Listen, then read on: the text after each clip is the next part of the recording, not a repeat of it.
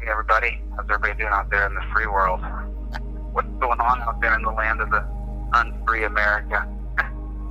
I guess I'm kind of the embodiment of that right now, aren't I?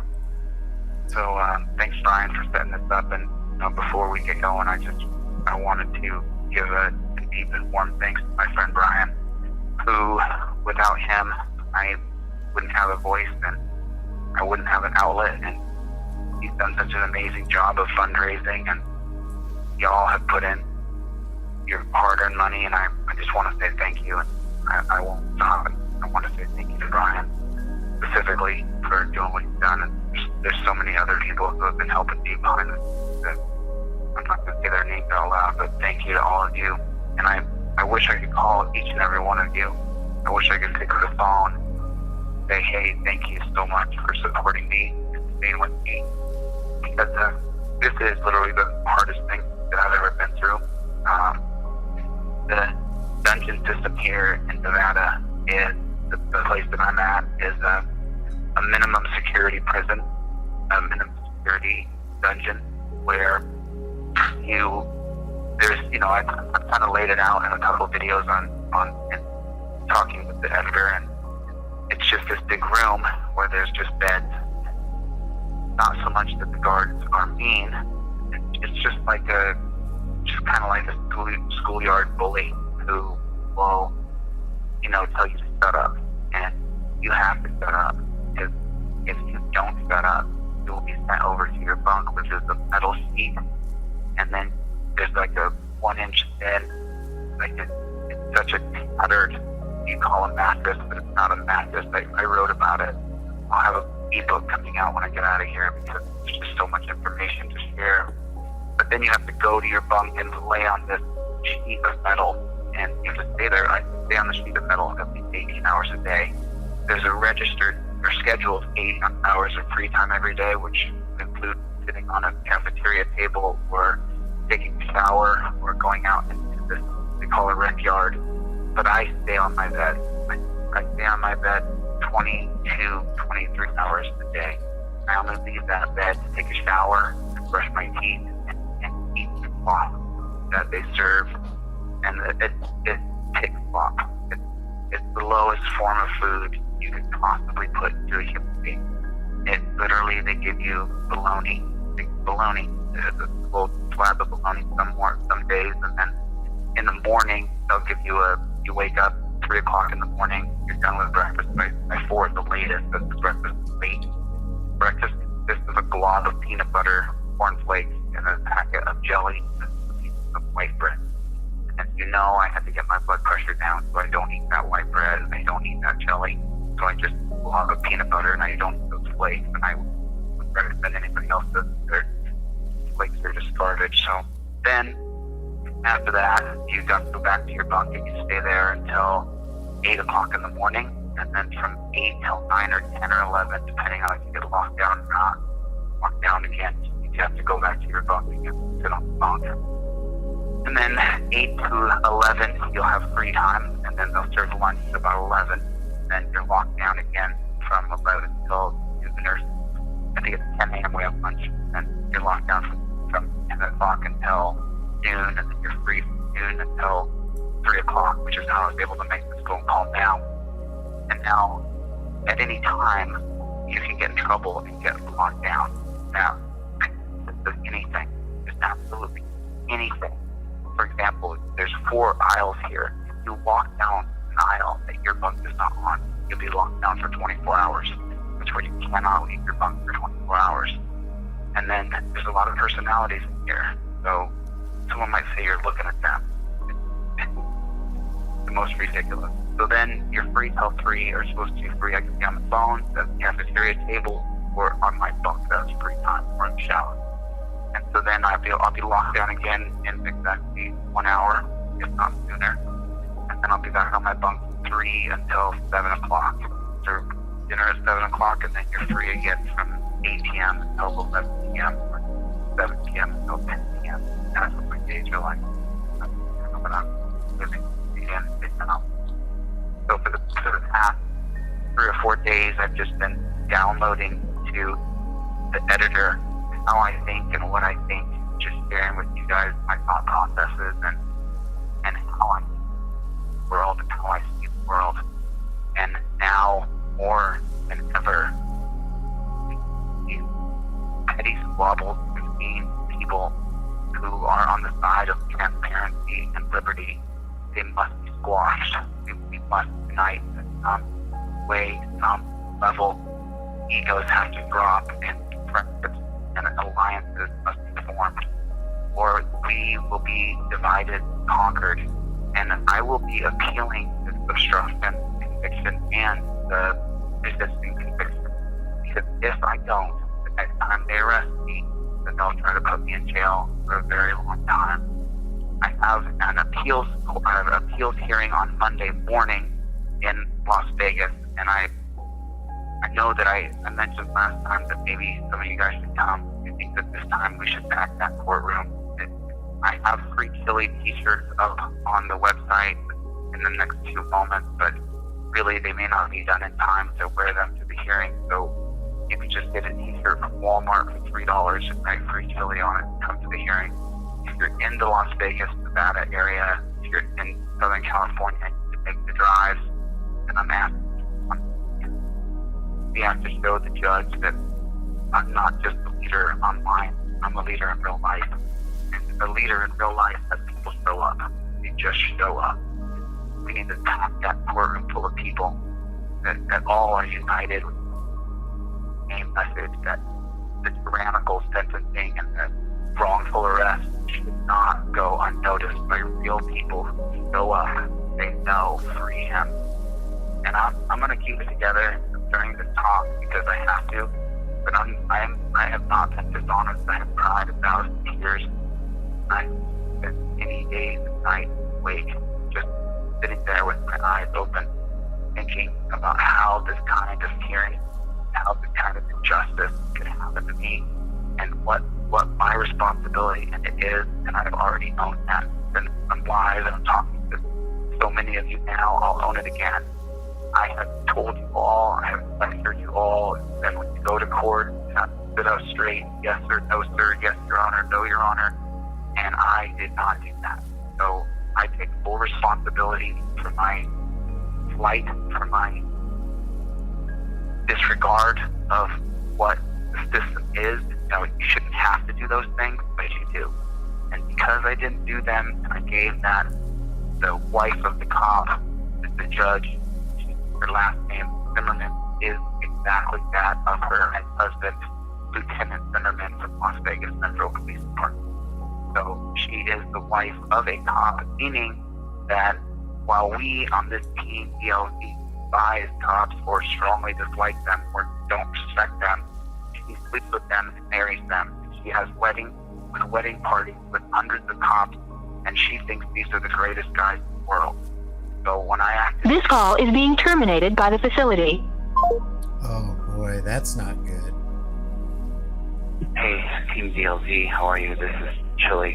Today is March 26th, Tuesday, 2024. My message from the dungeon. So, the thing here in the Park County Detention Center, the big deal is lockdown. When they lock you down, that means you guys have known from the messages I left previously that you're locked down to your bed. You have to stay on your bed. You can stand up, but not for very long. You can stand up to stretch, but that's about it. So what happened today was that you wake up at 3 o'clock in the morning for breakfast, which is block. And so then you go back to bed at 3:30, 4 o'clock at the latest. If breakfast anywhere comes from anywhere at 3 and 3:30. And then at 4 o'clock, you go back to sleep, and then at 6 o'clock, they come around and they grab people who are going to go to court that day. They walk around and they pick you up for court.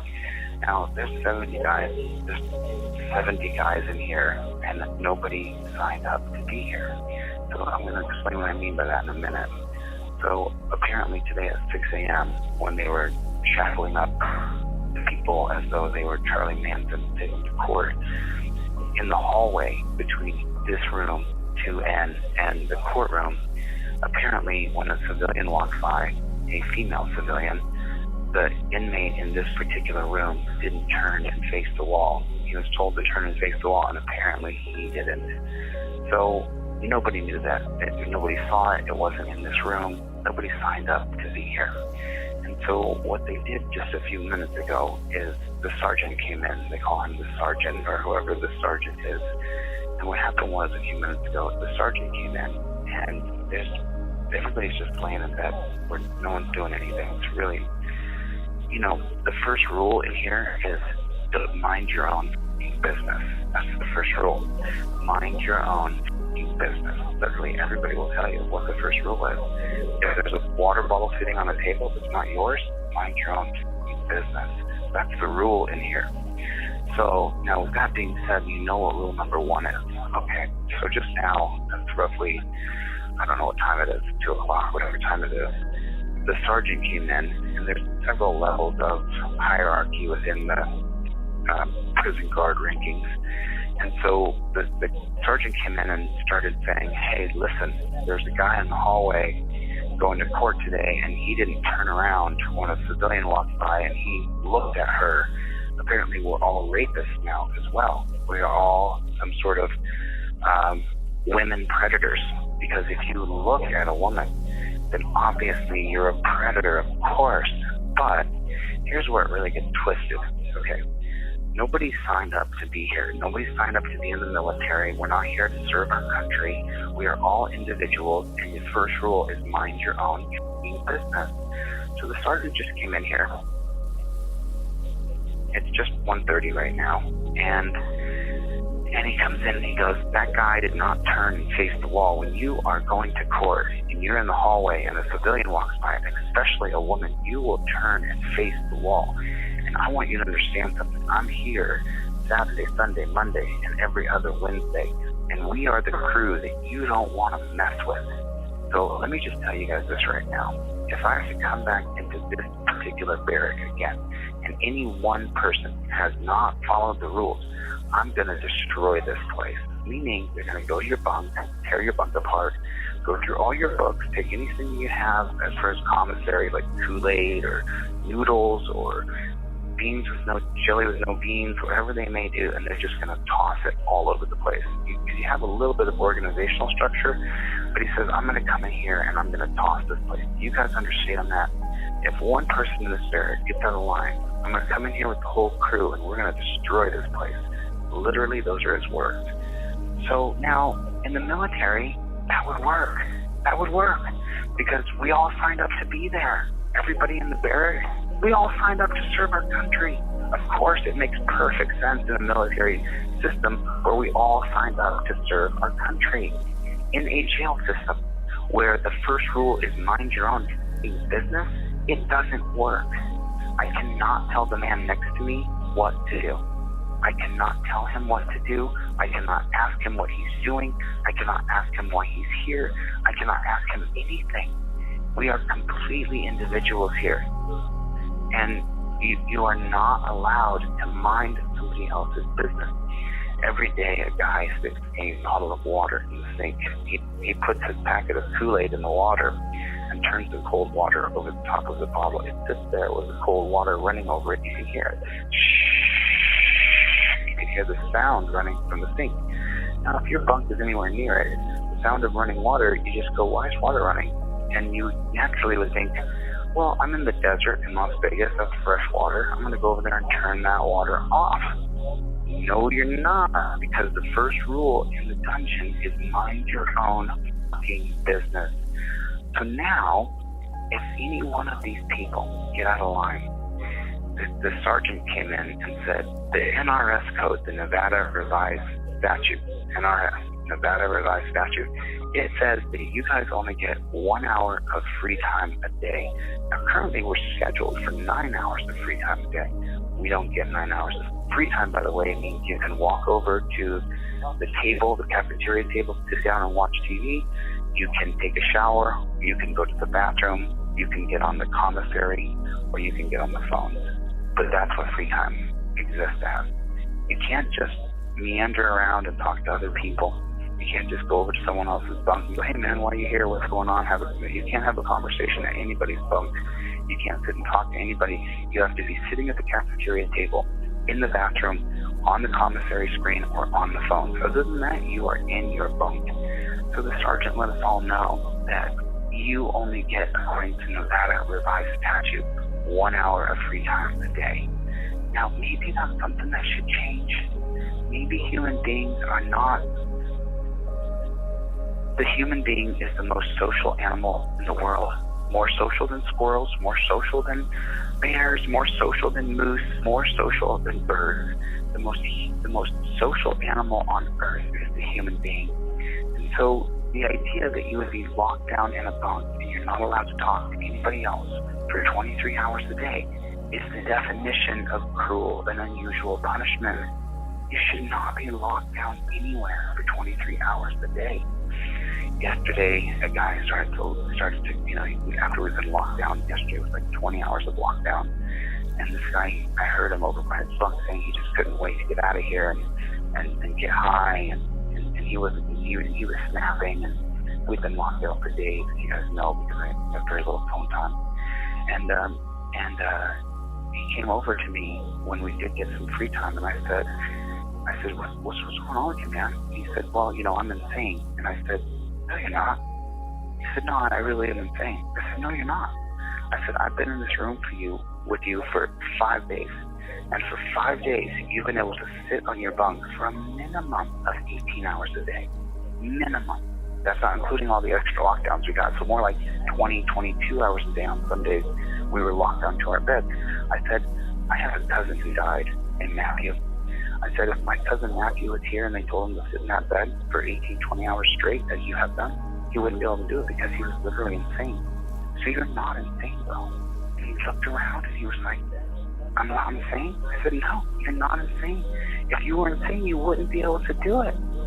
And then he was like, holy shit. And I said, and then I heard you sitting over there saying that you couldn't wait to get out of here and get your head smacked. I said, let me tell you something about it. I said, the reason why you can't wait to get your head smacked is because you have no mission, you have no goal, you have no purpose. I said, if you pick a star, and that is your North Star, and that is your mission, that is your purpose, then smack gets in the way. Then getting high gets in the way. Then getting drunk gets in the way of that mission, that purpose. And boy, Atlas Shrugged, I'm 200 pages in, and man, it nails it. Atlas Shrugged nails it. It's everything I've already known confirmed to me, that you have to have a purpose, a mission. You have to have a driving force behind your life. You have to have a North Star. And maybe that is to help Chille overturn Terry versus Ohio. Great. When you wake up in the morning, you say, how can I help the leader help him overturn Terry versus Ohio? And maybe that's your mission, and that's okay. But you have to have a mission. You have to have a North Star that every day you say, I'm going that way.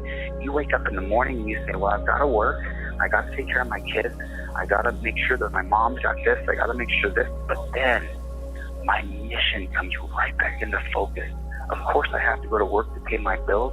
But even when I'm at work, what can I do to accomplish my mission? Well, a man without purpose is the most dangerous man in the world, because you're the person who kills the man going into 7-Eleven, who had a purpose, who had a mission. And maybe your purpose is to be the best father in the world you can be to your children. And maybe your mission is to make sure that you live long enough to take care of your mother and father. I don't care what it is. But if you don't have a purpose, if you don't have a North Star, you're going to wake up and say, how do I get ahead of snacks so I can just feel better for today? And that's the person that you will be. That's the person you'll always be, because you did not take a purpose. I wake up every single day and I think to myself, how can I get more people to join me in overturning Terry versus Ohio? How can I get more people to vote for me for governor so I can become the executive in charge of the state, so I can change the state constitution that says the first order of business is that the rule of law and its 4 principles must be upheld. And the very first one is that government, its agents, its lawyers, its judges, its legislators, they must be held to the rule of law. That the government agents, the lawyers, the judges, the district attorneys, the legislators, all of us, every single person must be held to the rule of law. If every state constitution says that, then you know what? We might have a country that was based on the rule of law. But we don't have that country because so many people don't have the North Star. They don't have a mission. So as you listen to this voice memo with me in the dungeon from jail. Let me tell you something. My mission has not changed. Absolutely nothing in me has changed at all. Only my resolve has doubled. I feel more empowered and more of a push at my back than ever before to get the rule of law established. The judge that put me in the dungeon should be held accountable for what she's done. And the only way I'm going to be able to hold her accountable is through the media. And that's what I'm going to do. Apparently the judge, this is her last term, so she feels empowered to do whatever she wants because she knows that the rule of law doesn't apply to her. The 1951 case of Penny versus Brandoff gives judges immunity. And so she has immunity. That doesn't change my mission, and she will not distract me. The reason why so many people will attack me is because I have a mission. You guys can see it in the comments. People will attack me and say horrible things about me, even though nobody can produce a victim of mine because none exist. Oh, they can read this and read that, but no one comes forward, no one's going on camera and saying I've ever done anything wrong to them because it doesn't exist. And no matter what, even all that minutia, you have to have your North Star because I have mine. And if you don't have one, then join me on my mission and our mission to overturn Terry versus Ohio and to get the rule of law to be established in every state in America. If we had the rule of law, then judges wouldn't be able to just randomly put people in jail because they don't like them. She would be held up to a standard of the rule of law. You're someone with no legitimate criminal record that you're going to put in this dungeon. Now, there's things moving on that, and I want to just finish this and I'll come back to it. You can have more than one mission. You can have the mission to be the best father or the best mother in the world to your children, and then your secondary mission is to have the best car wax business in all of Illinois. I don't care what it is, but then when you have that mission, every time something pulls you and someone says, hey, do you want to go and rob this liquor store? Or do you want to go get some snack? Or do you want to go get high? All of a sudden you'll go, you know what? I would, but the thing is that I got a mission to contend to here. I have something I need to accomplish with my life. There's a bigger goal than me because I'm going to die. I got less than 100 years on this planet. And then when I die, what did I do to make this place a better place? And if you're religious or if you believe there's a afterlife, what did you do to earn it? Tell me the work you did. Tell me the sacrifice that you made. Instead of crawling in that bottle tonight, did you sacrifice that bottle and say, I'm going to pass that because I have a mission to accomplish? And even if you die in vain, don't you think that the ultimate creator, the universe, God, whatever you may want to call it, don't you think that it's watching and that it knows what you've done and knows that instead of you being attached to a mission to make the world a better place, you just crawled into a needle, you just crawled into a joint, you just crawled into a bottle and said, this makes me feel better. And then tomorrow you wake up in the morning and you think you're being the best father or mother or son or daughter, but you're not. You're not. Because you don't have that North Star guiding you. The North Star for me is the mission of overturning Terry versus Ohio and getting to an executive position in government so that I can make the rule of law accountable for all government agents. That's my goal. That's my mission.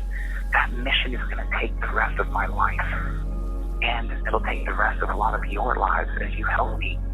So many people have put money into my GoFundMe, and I just want to say thank you for supporting me. And I guarantee you, this won't happen again.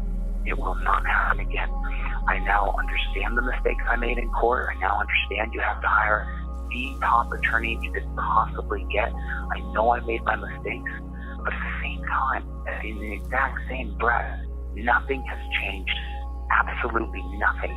We are Team BLZ, and we don't stop. No matter how hard this is for me right now as a person, you still have a mission. You still know it's Terry versus Ohio that allows police to walk up to you and say, I'm suspicious of you, and then shackle you up. And it might not be happening to you, but it's happening to millions of people every single day in this country. We still have a mission to get rid of torture cops.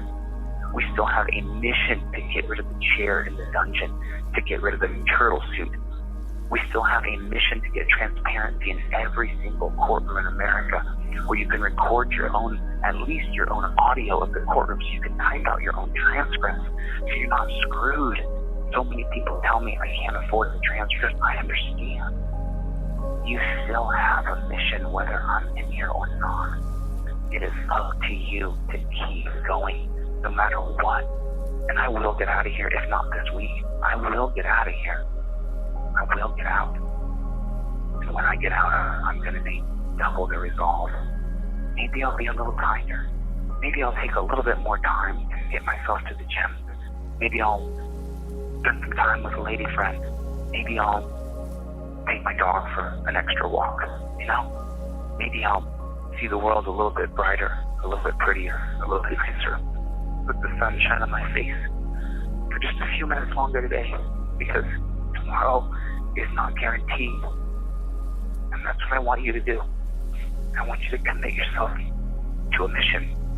And whether that be whatever you have in your life, or whether you're joining us here on Team DLZ, let that North Star guide you. And never look away.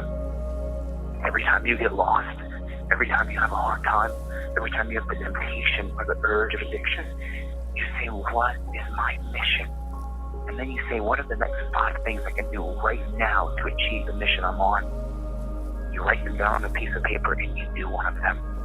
There's so many people in here who are struggling with different problems. And of all of them, I've asked them, what's your mission? And they don't have one. They don't have a mission. And you do. You are Team DLZ. There wouldn't be almost $20,000 in the GoFundMe if you were not Team DLZ. You are. And that team is to overturn Terry and to get me to the executive office, because I guarantee you, especially after this has to change. You don't stimulate anybody's brain locking them to a bed for 18, 24 hours a day. You don't help any person become a better person by locking them to a bed for 18 to 20, 24 hours a day. So, with that, that's today's update, March 26, 2024. This is Chille DeCastro from the Dungeon. I love you guys. Thank you. Third party call, and that's why they threw me in the hole. I'm in the hole now. I'm locked down in a room 5 feet by 10 feet with another guy who's strung out on drugs big time. They just had some guy in here that's horrible. I want to be very careful what I say. I don't want to give away any sort of security or anything like that. So I'm just going to say that I'm in the hole. And I'll be in the hole for 3 to 5 days until I get what's called a CAD hearing or a CAT hearing. I'm not sure what it is. I have court Monday. I need people to show up for court on Monday. That's what I really need. I mean, I gotta get out of this place. This is an absolute crazy house. You have no idea. I can't say anything about my surroundings. I can't say anything that would give away any sort of security thing here. You know, I don't want them to say that I've created any kind of security thing, but I can just tell you what's happened today has been unbelievable. I've been in a lockdown cell for 24 hours, and the guy next to me was screaming the entire night, pounding on the door, screaming the whole night long. I'm in this tiny room walking back and forth like a caged animal. I've done more push-ups, sit-ups, dips. I can't do any more stretching, and I'm just completely, utterly just torn, bent, twisted. It's insane that they would lock up a journalist and put me in this kind of dungeon. It's horrible. You have no idea. So as soon as I was on the phone, they said, I don't know what anybody heard, because I was broadcasting and I was reporting, but I was not calling a third party. And they said Rule 249 of the Clark County Detention Center. But I never got a rule book. I was never handed a rule book. I was never instructed to read a rule book. I walked up to every guard when they came in. I introduced myself, told them I was nonviolent. I would not be any problem for them. I've sat on my bunk the entire time. I have not done anything else. I have not communicated with any other inmates. All I've done is read and talk on the phone. Again, I was never given a handbook. Never, ever was I given a handbook. It was never handed to me. It was never suggested I read a handbook. I was never instructed to figure out how to read the rules of this facility. I was never told that live streaming was against the rules. I was never told that recording was against the rules, or I wouldn't have done it. I simply wouldn't have done it. I've been in an absolute and total hell. An absolute, total hell. You have no idea. If you want to talk about time, this is hard time. This is hard in a room with one other person and the other guy's completely whacked on drugs. Completely whacked. Dad slept, woke up, slept. Just so sad to see. It's so sad to see. It just makes me want to cry when I see the level of addiction that is here.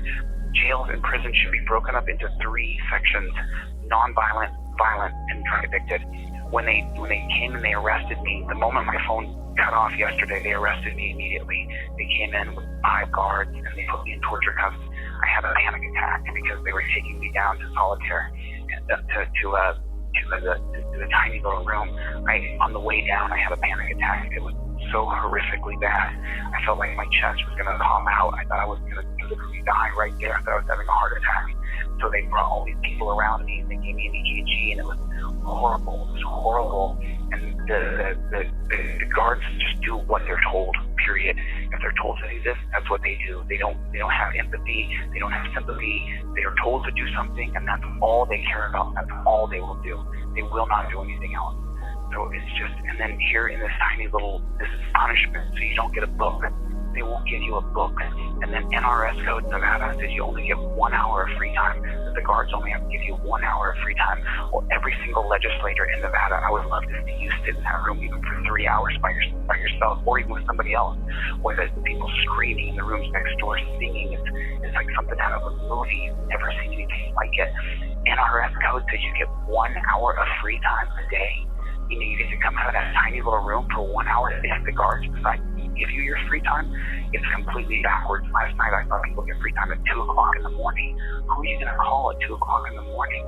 You can't call your mother. She's dead asleep. You can't call your attorney. He's not in his office. It's NRS code. I don't know what the code is, but yesterday when the sergeant came in, he said, listen guys, NRS says I only give you guys 1 hour of free time a day. Other than that, you'll be locked down. Well, in my particular case, they took me to this room and locked me down. I'm locked down in a room.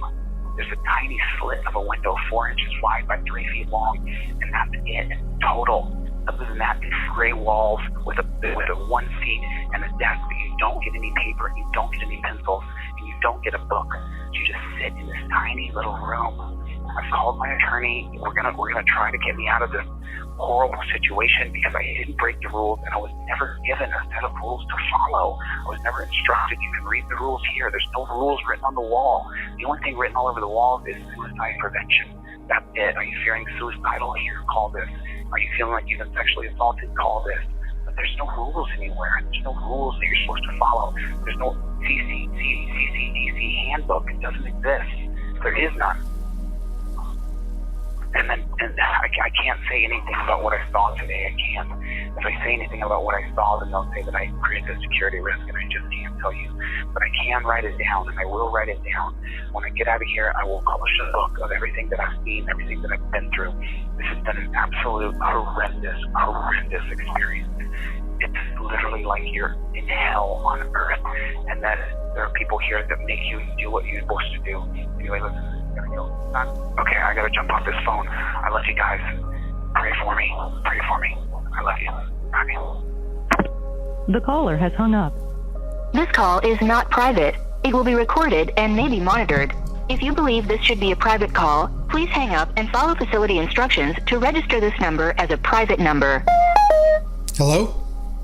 Hey, Brian. How you doing? Hey, I thought you were going to call back yesterday. There's a lot of rules and regulations here and things that happen here, and they don't let you, we went into lockdown, and I had to go to my bunk. I've been on my bunk for like 20 hours straight. Oh, jeez. You're confined to your bed. You can't get off your bed. But, You got to stay on your bed for 20 hours?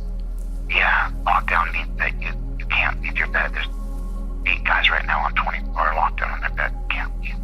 You need to go to the bathroom. Holy cow. You can get up to get their food, and then they can go back to their bed. That's it. Well, how are they treating you besides being on lockdown and on your bed for 20 hours? Are you eating okay? Drinking water? It's horrible, Brian. The guards aren't treating me terribly. It's just, can't say much. I gotta be really careful, you know. They listen on my phone call. You know who I am. The guards here. I am. The inmates don't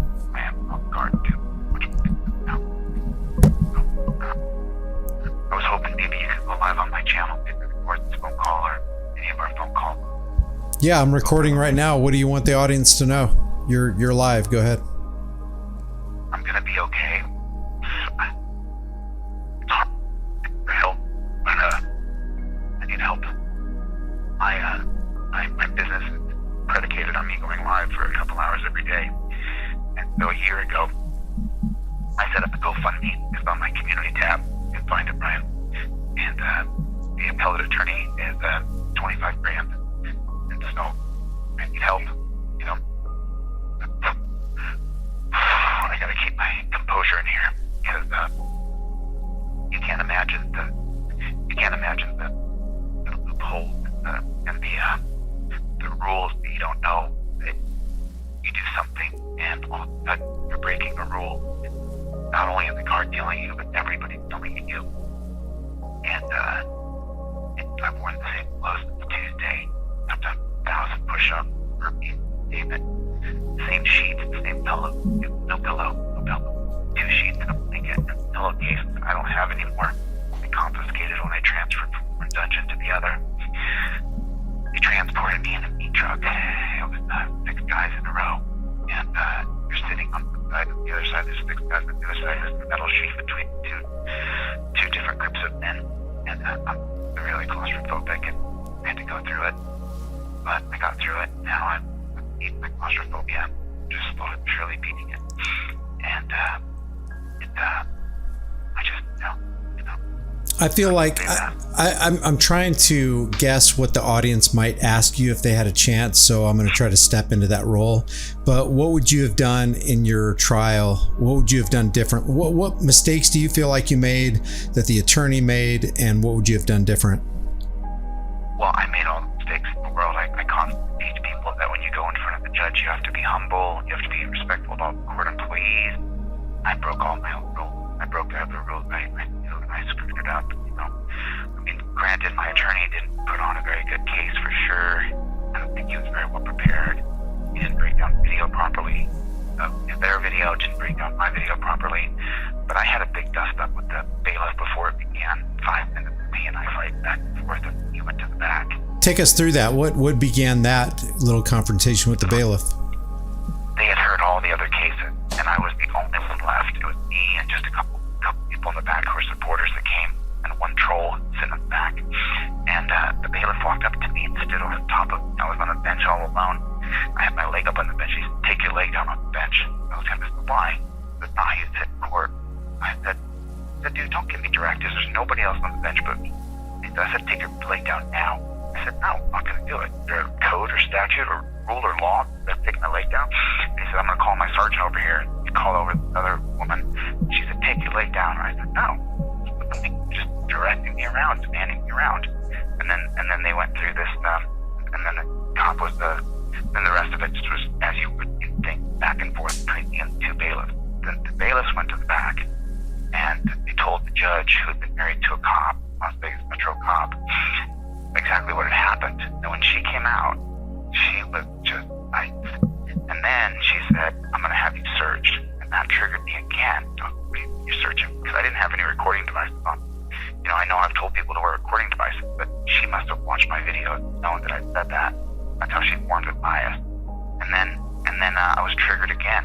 And then the prosecution put on their case. And then when I said, "Michael, show my video and let's go over it," he said, "No, I didn't put it in evidence."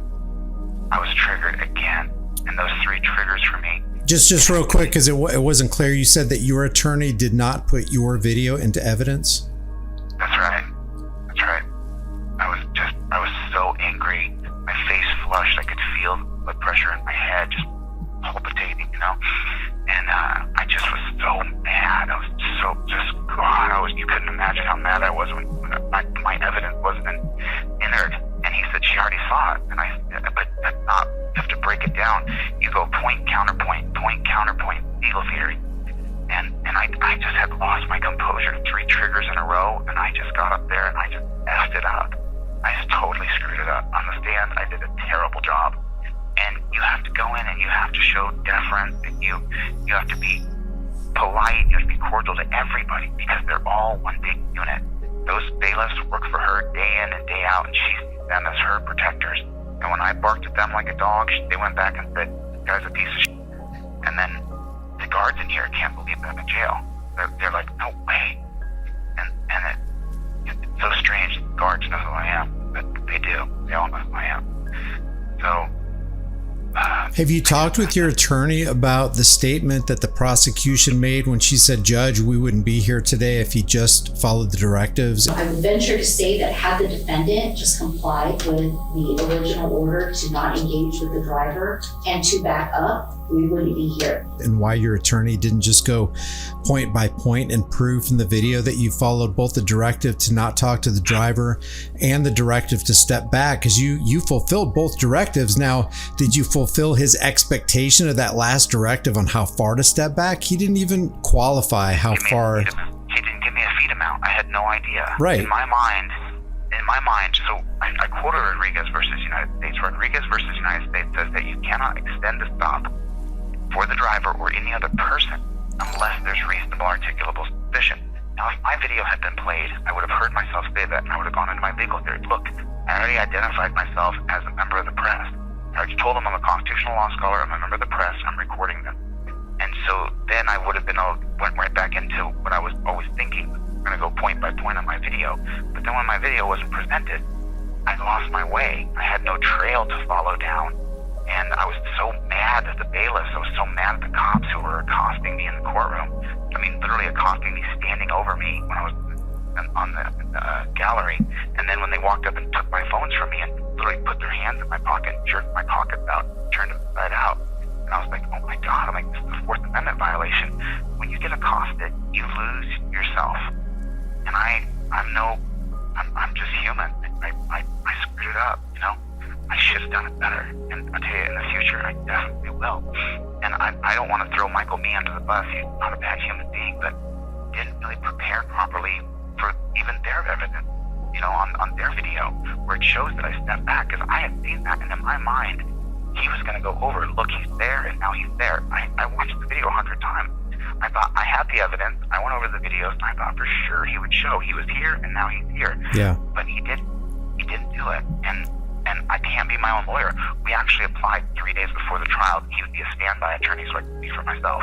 And she denied the motion. Because if I had spoken for myself, I would have gone over that point by point, because I already broken it down at home. And I'm human. So what from this point, what can my audience and your audience and other audiences do to help you out? What do you need primarily? I need money. I'm so sorry. I hate to say that. My business, my trifold and card business, is really predicated on me going live for 2 or 3 hours a day and breaking down people getting pulled over and showing how it failed. That's what my business is predicated on. And my business went from a successful business to a business that a minimum wage worker might make every day. And so a year ago, I put together a GoFundMe, and I said, if anything happens to me, Chuck, please release GoFundMe.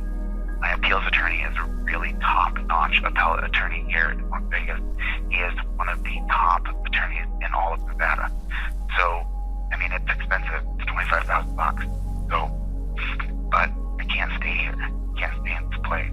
I don't belong here. How long do you think you'll be in? Do you think you'll be in there for the full 180? No, I won't be. I'll be out of here in less than a month. As soon as we get the appeals hearing, I think I'm going to get out, because the judge was so biased, married to a cop, had watched my videos, searched me illegally, violating my Fourth Amendment right, and then she was just biased from the beginning. She was totally biased, completely biased. I don't need a lot, you know. I just need people to donate what they can so I can get out of here. Well, how about your commissary? Do you need anything in your commissary right now, or are you taken care of on that? I have a commissary.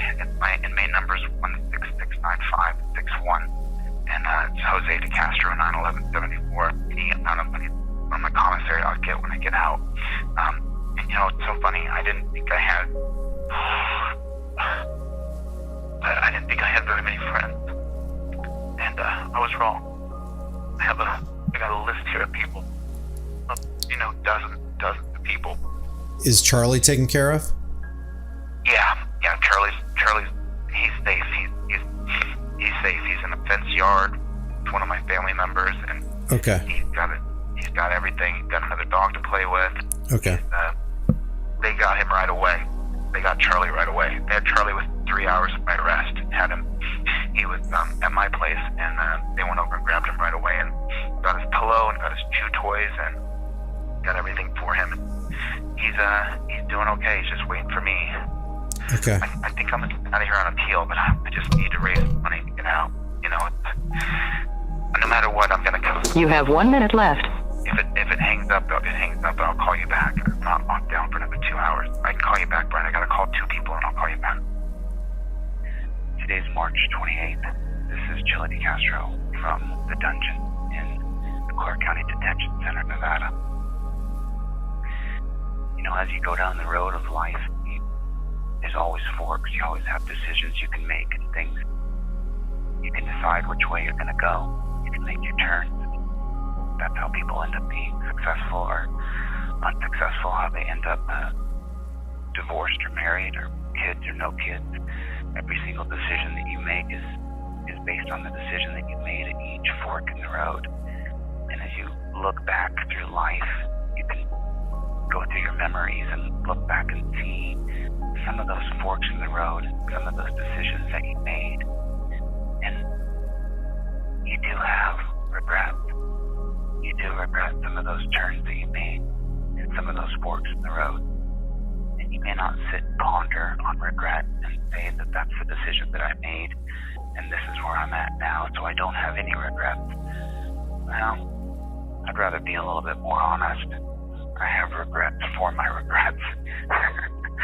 Decisions I made along the way that if I had turned this way instead of that, I'd be in a different place in life. And then I get to the more philosophical position of I am where I am. The decisions I made, I can't go back on, and so I have no regrets. And that's how we rationalize in our own minds, each and every one of us. What I will say is that there's certain characters in life. There's people who form character, who are prime movers, and there's other people who are auxiliary, and other people who are bitter, and there's other people who are looters and moochers, and there's just so many different kinds of characters in the world. And to me, the only thing that I've always made sure that I don't become is the con man. The con man to me is the worst kind of person. Always looking for the right angle, always looking how they can grift, manipulate, take from others, how they're... I know that because I'm in this dungeon right now and there's a con man in here, and it's the strangest to watch somebody work their cons. And so you, as you listen to me talk here now, have to decide what kind of character you are. What do you stand for? What do you believe in? What is your North Star? What is your purpose? And once you determine those things, well, then your character will begin to reveal itself. Do you take 5 steps a day to get to your goal? Do you write down on a piece of paper or in a mental list the things that you have to get done today that will move you closer to your goal? Or are you just looking for that one thing that's going to make you feel okay today? Is that the character that you are? And then do you say, I need, but I can't. I need, but I can't. You sure can. It's just a question of will you? The question comes down to you.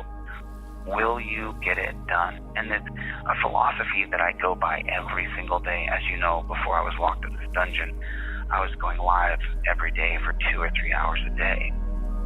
And I went by a very simple philosophy. So today's April 4th, 2024. This is Chille Castro. I'm a journalist giving a report today, and I'm going to report my thoughts and my feelings from the Clark County Detention Center in Las Vegas, Nevada. Hello, friends and family, and anybody who listens to my report.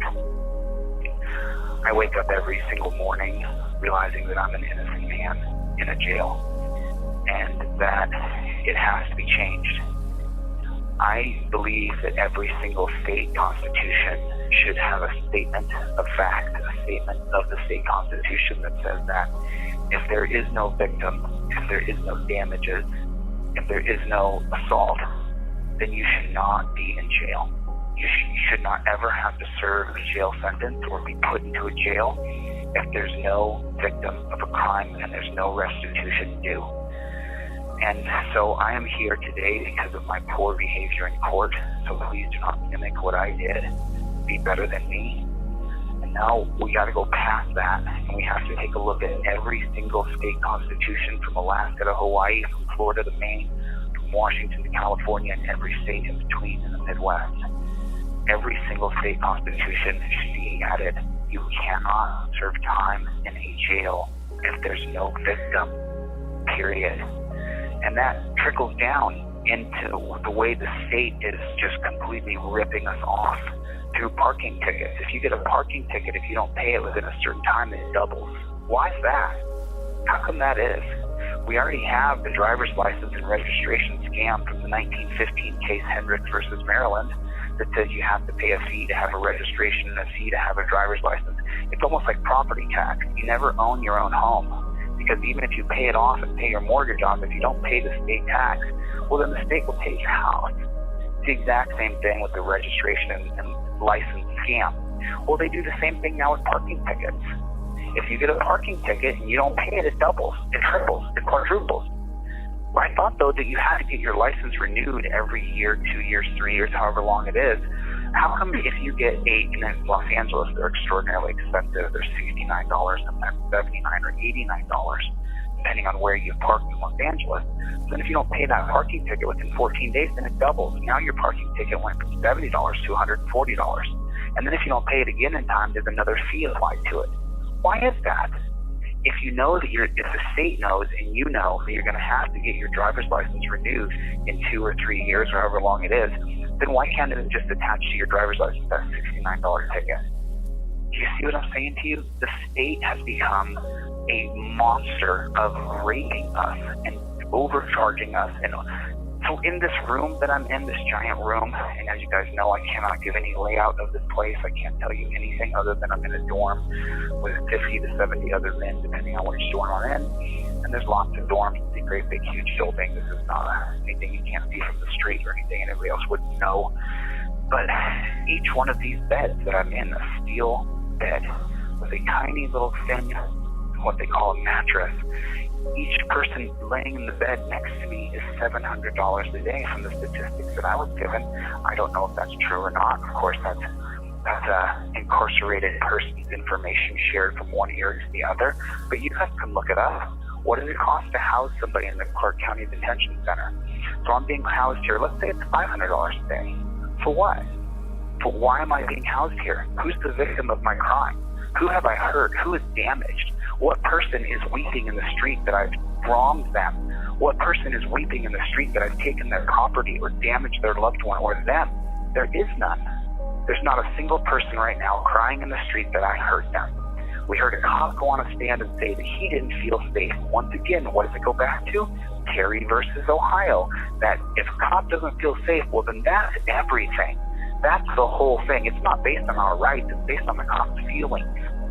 Every single morning, I open my eyes, and the same thought shoots through my mind like a lightning bolt.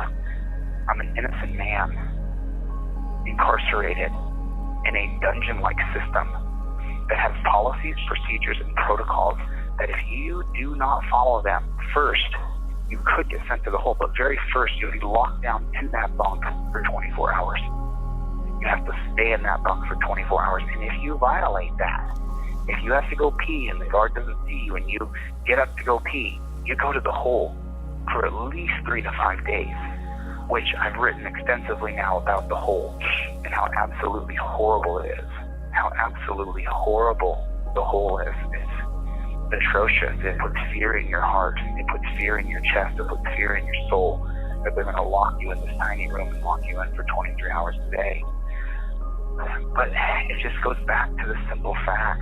The state has become a monster against the people, and every single state constitution must be ratified. If there's no victim, then you cannot be put in jail, period. And it has to happen. It absolutely has to happen, because it could be you. I know there's people who relish in the idea that I'm in a dungeon right now. There's people who are happy that I'm locked away. There's going to be sickos in the world no matter what. Until it happens to that sicko, what does James Freeman say? Back the blue until it happens to you. And that saying that he created has gone viral, and now everybody says it. Back the blue until it happens to you. The person I can accredit that to is James Freeman. He's the first person I ever heard say it. It's true. So all the people who are relishing in the idea that I'm in a dungeon, wait until it happens to you, or your son, or your brother, or your mother. Wait till it happens to your lover, and they're in a dungeon, and there's no victim of any crime. They didn't pay their child support, or they didn't make it to a court date. They lock people up. They went to a guy's house here. His name is, first name, Eric. We'll call him Eric. That way I'm not giving away anybody's information. Eric. He was working on his construction site. He has a child he pays child support for. He's up to date on his child support payments. He makes them actually weekly. He has weekly child support payments. His kid is 13. He's been paying child support for 13 years every single week. Well, he missed the court date when they just were going through and renewing, updating, status checking his child support. Well, he missed that court date. So he was at his construction site, and they went to his construction site and arrested him from the construction site where he was working. And he's the supervisor, he's the foreman, he's the foremost supervisor in his field, and they arrested him from the site. So just do the money transfer here. You have an employer who's paying an employee. The employee is making money.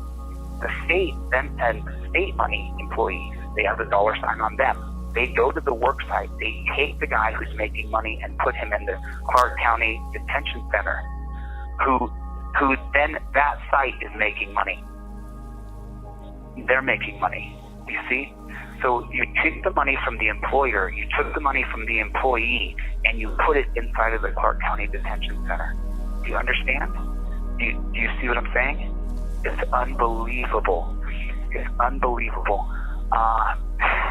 They sent police to that guy's work where he was the foremost supervisor on the job that he does, arrested him in front of all his employees because he didn't go to a court date, because he believed that since he was up on his child support payments and had kept up, even added more where he did special things for his kids, they paid for additional schooling and stuff like that. He thought, well, I'm all caught up to date. I don't have to go to this court hearing because it's already up to date. Court hearings for child support are based on you not paying your child support, but he was. So here's the kicker of it. He didn't go to the child support hearing, and neither did his ex. And his ex didn't go, but she wasn't arrested, but he was. Why is that? Because men and women earn different amounts of money. Men work longer hours and work in harder jobs, so they make more money. So that means that they knew that if they arrested him, he would have the money to bail out of jail, and he did. He bailed out of jail. I only knew Eric for 10 hours when I was down in the holding cell. And then why is it, if you're arrested for a misdemeanor, why do you have to be treated like you're Charlie Manson? Why do you have to be chained and shackled? And why do you have to sleep in a metal bed? And why do you get a fork, a plastic fork? Or when you're in the hole, you just get a cardboard spoon that you fold up. It's like taking a piece of paper and making a U out of it. Imagine taking a piece of cardboard and bending the edges so you made a U shape, and then the tip of it sticks out, and that's what you have to eat out of in the hole. This little wooden piece of, I don't know what it is. But why do people who are convicted of misdemeanors, why do they have to be treated in this manner? Why is this the process? I can tell you why. Because we are the cash cow cattle for the state. Each and every one of us has a dollar sign on our backs, and this says $700 a day. And that's what you are, and you just have to go through the system. The good news that I've learned, not in every single state, but in this one, the guards have to follow a very rigid set of policies, procedures, and protocols to make sure that the cash cattle, get through properly. So they don't beat on us, they don't kick us, they don't punch us, they don't kick us. So that doesn't happen here, which is, the guards are listening to my phone call. Thanks for not beating me up. I really appreciate it. Thank you. I'm glad you didn't kick my teeth out. But as you guys know, I just got 3 implants put into my gums, and if I'm in here for 6 months, all the implants will be destroyed. My gums may be destroyed. So I'm sorry I just get on here and I rant and I rave and I just say things, but it's just true. It's just true, you know, and it's, the things I'm saying are 100% truthful, and they're wrong. I'm not. It took me, when I got out of the hole on Monday night after being locked in there for 5 days, the first couple conversations I had, well, the first appearance you guys saw me was in court. And when they took me out of the hole and I got freedom for a moment, I got a breath of light, man, the emotions overwhelmed me because I had not broken in 5 days. Hadn't screamed, hadn't yelled, hadn't kicked, and all of this was boiling inside of me. So you guys saw me in court just a mess because I was realizing I was going right back in that hole again. And no matter what I said, it didn't matter. I knew the judge was going to put me back in the hole. And then I got out that night. They actually let me out 2 days early because I guess there was too many people going into solitary confinement or into the hole punishment. And it took a day for my brain to work normal again, because you don't get a book, you don't get a newspaper, you don't get any form of stimulus at all whatsoever. You just have to sit in a room for 23 hours a day. And I probably mentioned this 10 times, but I'm going to change this. When I get out, I'm going straight to Reno, to in front of the Capitol building. I'm going to give a speech every single day. We have to stop 23-hour lockdowns, especially for people who commit misdemeanors. I'm not stupid. There are criminally insane people who, at the moment you turn your back on them, they'll attack you because their brains are freaking melted. But that's how many? 3%? 4% of people? Maybe? If that? I'm talking about the people who are incarcerated. I'm not talking about people on the streets, even less. But here, what is it? 2%? 3%? And then when they arrested me from here for live streaming a phone call, they put me in cuffs, arrested me just like they were the cops. And they took me down to this hole, and then they made me turn around and spread my butt cheeks and look up my butt. I made a live stream phone call. You didn't catch me smuggling drugs. I don't do drugs. I don't do any drugs. I don't even drink caffeine. The big thing in here is coffee. I don't drink it. I'm not going to raise my blood pressure. My blood pressure is already up. So why do they need to look up your ass? Why is that a thing? What? I live streamed a phone call. Okay, you know, it's not necessarily in the rule book, but I understand I can't do it, so I'm not going to live stream a phone call again. I understand the rule that they have, that they don't really tell you they have, but apparently no third-party calls equals no live streaming. Okay, fine. But why do you got to bend me over in front of 4 dudes? Why do you have to demoralize me that way? How come that's a thing? Why is that happening to people? Because you have to be demoralized so that you'll fall in line and that you'll do as you're told. And they want to scare the shit out of you. They want you to be afraid of going to the hole. That's what they want. They want you to be afraid of going to that hole. And I'm sorry, whether I like it or not, it's scary. It's scary. Because I told you about the wacky hour. I hope that the editor got that cut together well, so you guys can understand the story of what it's like to go put in that hole, and the wacky hours from 8 p.m. till 2 a.m., where there's 6 hours at least of people screaming and crying and losing their minds. You don't understand. You don't know fear until you experience that. It's like literally a haunted house. You remember when you were a kid on Halloween and they would play the record? That's how old I am. We had a record of Halloween sounds when I was a kid. And it would be, woo, and there would be, ha, ha, ha, ha, ha, right? That's exactly what the hole is, only it's real. There's someone 2 cells down who's kicking their door and screaming, let me out, let me out. And what are you going to do from there? They're already in the hole. You can't do anything else. It made me think, if there's a fire in this building, I'm dead. They're not going to let us out of the hole. They've deemed us the worst of worst people in humanity. We're in the hole. If there's a fire, they're not letting me out of there. I'm just going to burn alive. And I think about that every day. If this place goes up in flames, are they going to get us out? I mean, they have a very rigid set of policies, procedures, and protocols here. But if there's a real if there's an electrical problem here and boom, all of a sudden part of this place goes up, am I going to die? Are they going to leave me in this room as it fills with smoke because they're afraid to open the doors because they've deemed us horrible? It has to be changed. The system has got to be changed. Why can't we use old apartment complex, put a fence around it, put a strap around your wrist that has an FDIC chip in it? I'm sorry, FDIC is a banking thing, that has a tracking chip in it, right? Why can't we just put a great big chain link fence around an apartment complex? And there you go. You might be in bunk beds in each room, but there's a plate, a knife, a fork, a dishwasher, there's cable TV, there's a phone, you can use your phone, so your loved ones can come and visit you. Believe me, not being able to leave, if you're in a misdemeanor situation, it's flunky. It is flunky. I can't live stream to my people, I can't talk to my people, I can't use social media. There's all these things that are punishment. We already microchip ourselves with our phones. You don't need to put a microchip on us. You don't even need to put that band around your wrist that has a tracking device in it. You give them a cell phone, they're not going to get rid of it. They're going to take it with them everywhere. That's their outlet to the outside world. The only people you have to limit are people who've done like scams of embezzlement or banking, or who have committed terroristic threats to other people. But even then, give them the phone. See if they're a freaking psycho. You're going to text that same person you terrorized? Perfect. Now we have a record of it. We realize that you actually are criminally insane. You're actually a nutball. You really are crazy. You've lost your mind. And now we can look at psychiatric help for you, and we can try to fix the problem that you are, instead of just putting you in a dank hole where you're not going to learn. You're not going to become better. We have chipped ourselves with these smartphones. Especially if you're locked into an apartment complex. Imagine there's an apartment complex with 3,000 units in it, and each unit can house 6 or 8 people, because you're just stacking them up. They got how many people in here? So each apartment can hold 6 or 8 people, and there's 3,000 units. There's 25,000 people there you could house, and give each one of them a smartphone. You get all their phone numbers.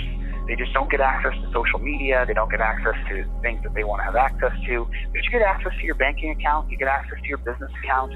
You get access to your website. You can continue to do business, because then you're not stealing all the money from the people and giving it to the state. It can be fixed. People do not need to be treated this way. I don't need to go lay on my bunk when I'm told to. It's just preposterous. And then put cameras everywhere. Put cameras everywhere through that apartment complex. And now, if you're one of those people who's going to be like a gang member, you're going to get in the fist fights and stuff, there's another level for you that doesn't have plates and knives. There's another level for you, bro. You're going to have to go to that next level. Because if you can't stop yourself from getting into fist fights when you're put into a locked-in apartment complex with a chain link fence around it, you could run right out. There's a guard there. He's going to see you run. You're not getting away today. You're not getting away. How many people are running around who are misdemeanors, who are convicted of misdemeanors, running around shooting people? That just is a fallacy. It's just a lie. But this is the employment situation in Nevada. The number 2 employer in the state of Nevada is prisons and jails. Casinos are number 1, and then prisons and jails. So you're taking the money from employers and people, and you're giving it to the state, to the prisons and the jails. That's what's happening, and that's what I'm experiencing here. There's a great big dollar sign on my back, and I'm an innocent man forced to be inside of a dungeon. That's my report for today, April 4th, 2024. Anybody who hears this, thank you for listening. I love you all. Thank you for your support. I really appreciate it. It means a lot. I'll see you guys on the next one. Later, gators.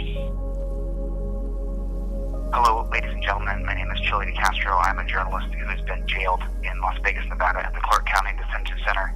Today is April 10th, 2024. We had on docket today to have an appeal hearing in front of the Honorable Judge Levitt at the district court, and last night at some point Judge Levitt entered into the record that she was going to appeal, she was going to deny the appeal to the appeal bond. And so now we will see the Honorable Judge Levitt again on July 10th. It's already on docket. So now we're going to appeal this case where I was convicted for obstruction and resisting. And as you guys know, Brian from Here's the Deal did a really good breakdown on Wilson versus the First Judicial Court of Nevada, where obstruction is a physical act. So we have an appeal. Our appeal brief is due May 6th, and then the prosecutor gets a chance to reply to the appeal brief by June 5th, and then we get a chance to rebuttal that again on June 19th, and then we get heard again in front of the Honorable Judge Levitt on July 10th. So that's the actual program right now. And as you guys know, I told you that from now on, for the rest of my life, I will treat the court with reverence, and I will treat the court with deference. And so I don't agree with Judge Levitt not hearing the appeal hearing today, but that's the decision that the court made. And true to my word, as you guys know, once I give my word, I'm going to keep it. And so while I don't agree with Judge Levitt's decision not to hear the appeal for the appeal, at the same time, that's the decision that the judge made. And so we have to continue to show deference to the court. The court has the power, and we don't. And the system, we may not agree with it.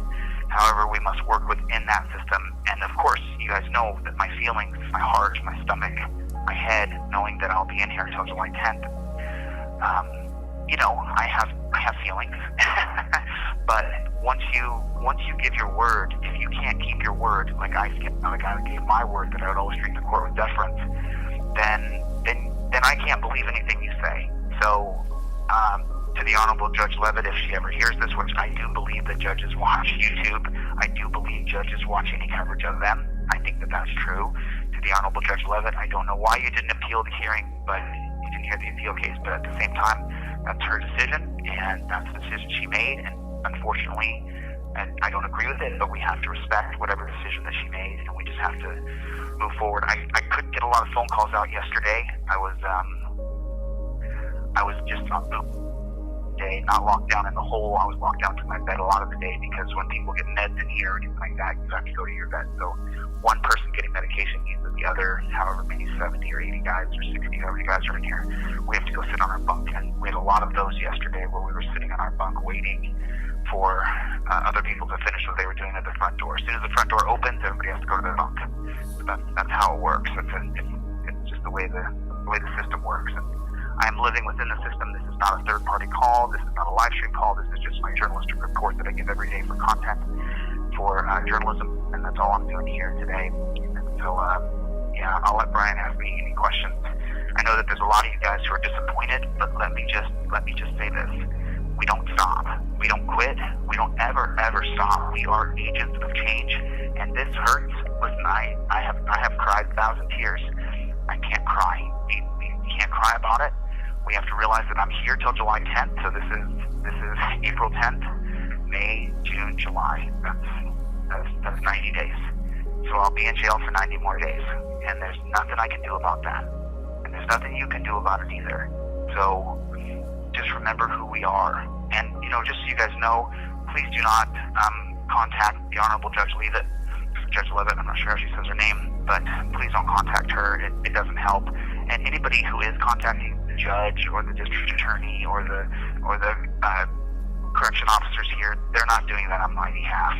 Nobody contacts the judge or DA or prison guards or jail guards and says negative, disparaging things and says, "Oh, I'm on Team Delete Laws." No, they're not. Those are people who are trying to put a wrench in the gears of my life and trying to hurt me and trying to hurt Team DLV's reputation, because we are a nonviolent group who presses our right through the First Amendment, through speech, petition, press, and the right to assemble. So that's what we're doing, and that's what I'm doing here. And I'm not going to put my chin into the dirt and cry a river. This is what I have. Remember, and Judge Zimmerman is a very smart woman. She knew that if she sentenced me to a year in jail, that I would probably be out by July 10th. Because once we show the case on appeal, we should win on the merits of the case. And it's just about the merits of the case. It's not about the behavior I exhibited in court. It's not about my YouTube channel. It's about whether or not I obstructed and whether or not I resisted. And I got off the phone with Chris Warren today, and he says, if we're just going by the merits, we're going to slam dunk this, and you should be out July 10th. So I went over everything. I talked about Wilson versus the First Judicial Court. I talked about how they have to give me due notice that I have to back up 21 feet, which he never gave me. I talked about submitting my video, which says the 2015 case of Rodriguez versus United States, you cannot extend a traffic stop for another person unless there's reasonable articulable suspicion of a crime. And I didn't get to talk about that in court because my lawyer had not submitted that into evidence. What does Chris Warren say about the Wilson case? Have you talked to him about that? Yeah, he said he's going to cite it. He said he's going to cite it in the appeal brief that is due on May 6th. So he did take a look at it, and he views it as legitimate and applying to this case? Yes, he does. Okay. 100%. So does his legal assistant, Tyler. we've talked about Wilson versus First Judicial Court of Nevada on 3 different phone calls, and that was found by Brian from Here's the Deal. He did that research and he found that case. My lawyer originally, Michael Nee, should have had it, but just, talking to Chris Oram, there should have been the case should have been dismissed before we ever went to trial. And so there should have been a First Amendment brief filed immediately. There should have been so many things done. I'm not a lawyer, so I don't know all the legalese steps, but Chris Oram said he would have had this case dismissed before we even stepped inside of the pre-conference trial. I can understand people being ignorant of certain cases, but when it's your job, like Michael Nee's job, and I'm not saying anything negative against him, but it just seems like, hey, you had one job, you should have done it. And if Judge Zimmerman is actually listening to this broadcast, you would think that she would look at that and go, you know what? Wow, that really ties my hands. Let's free that guy. But it doesn't happen. Why is that? Well, so obviously I've said what I've said about Zimmerman, and remember, she's Team Blue. She probably has the blue stripe flag on her bumper sticker. She probably has the blue stripe flag in her vicinity, and I'm on Team Liberty, Team Freedom, Team TLZ, Team Journalism. And so we come from 2 different teams. That over there is the blue stripe team, and we are the Liberty team. So when you can get the captain of one of the other teams and put him on the bench, that's what she did. That's exactly what Zimmerman did. I'm one of the leaders of this movement for freedom, liberty, and justice, and respecting our rights. And Zimmerman had the chance to put me in jail, and I gave her more of that opportunity with my ill-suited behavior. And so she had the chance to take out one of the leaders of the team. And so she did. She did exactly what she did. And she's a very smart woman, like I said. She didn't put me in jail for a year, which she could have. She put me in jail for 6 months, knowing that it would take at least 3 or 4 months before my appeal would go through. So, I don't know how she sleeps at night either, knowing she put me in the dungeon. But at the same time, remember, I don't like cops. That's not a secret. I don't like police. They've railroaded me in my life. They cheated me. I see them cheat and railroad people every day, so I don't like them. But being put in this jail and the policies and procedures that the jail does, these guys in here are not malicious, I'm sure there are, but I haven't had any of those yet. They're not over-the-top, power-hungry, trying to beat me up. They don't do the same thing that cops do on the streets. So we see what cops do on the streets, and then you hate the cop. Well, in here you realize that the jail guards are following a very rigid set of policies, procedures, and protocols that are put in place by the state legislature. So my focus has shifted a little bit here, where we have to change the legislation. Like I said, you are my prisoner, turn around and put your hands behind your back. That's legislation at the cop level. If we got rid of that, where you just had to put a strap on the wrist that had an Apple AirTag on it, that would make it so that people don't have to be shackled up.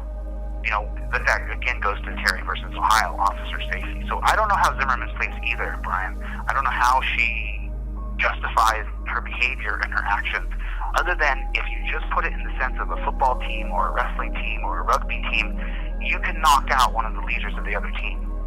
Would you do it? You want to win the game, right? Of course you would. And so that's what I think Zimmerman did. Now, is the Honorable Judge Leavitt going to give us a fair and impartial hearing on July 10th? I certainly hope she does.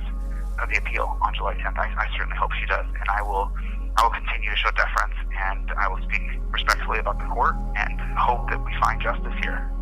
But I'm not going to cry. I've already cried. I've already gone through all my breakdowns. I've already gone through highs and lows. You guys donating money to my GoFundMe. Brian can tell you, broke me down in tears on the phone. And it's still hard. It's still hard to accept that I have to ask for help, and I have to, it's hard for me because I'm very aggressive and I get things done on my own. And so to be in this helpless position where Brian and other people in the First Amendment community are actually starting to coalesce and come together and say, this is wrong. To me, there's a bigger victory here at the end of the day. If we can unify, really, and honestly create a First Amendment community that we all stand united behind each other in regards to our rights and our First Amendment, and we let the egos and bygones to the side, then there's a bigger victory here at the end of the day if we're able to meld together in a bigger way. So, do you have any questions, Brian? No, that's pretty much it, man. I hate that you're having to go through this. I have to go through it for 90 more days. And that means 90 more days means that I can never have a bad moment. I cannot wake up and be on the wrong side of the bed. If the guard tells me to do this, I have to say yes, sir. And now I'm just taking it to the extreme. I've taken it to the military extreme. Sir, yes, sir. There's just going to be no way in hell that the folks inside of here can say I didn't follow the rules. Not only do I follow the rules to a T with respect, and that's the other thing that I learned, as I laid in this bed for all these hours every day. Robert Shapiro, when he represented me in 2002, and we beat 5 felony charges, which were bogus, and I've written extensively about it now, he showed respect and deference to every single person in the court, from the court clerk to the reporter to the guard to the bailiff to the judge to the district attorney. I just remember how sweet he was, and I didn't do that. And so now I'm going to mimic what Robert Shapiro did when he represented me in 2002, and I'm going to do exactly as he did. I'm going to be the nicest guy in the whole wide world. Matter of fact, even when I speak to people from now on, I'm going to think in my head, reply nicely, do it nicely. Even when I audit cops, I'll tell them, I'll say, sir, please don't give me directives. If you could, that would be great, because I'm only invoking my First Amendment right here. I'm not here to try to get myself arrested. I'm here to just film this interaction. I can still do what I do intensely. I can still do what I do without giving up my footing. But at the same time, I can be nice. Just like in Roadhouse. Remember Bill Patrick Swayze movie? I don't care what you do, but be nice. And then apply that to what Shapiro did in court. He was nice. And then apply that to what I didn't do in court. I wasn't nice, and now I'm in a friggin' dungeon. And then the Honorable Judge Leavitt, she may have seen that case, and she got thousands of emails from people, thousands. And so she got thousands of emails, and half of them were hatred, and half of them were love. And so, I'm sure that she's a person, she was affected by that. And so, it is what it is.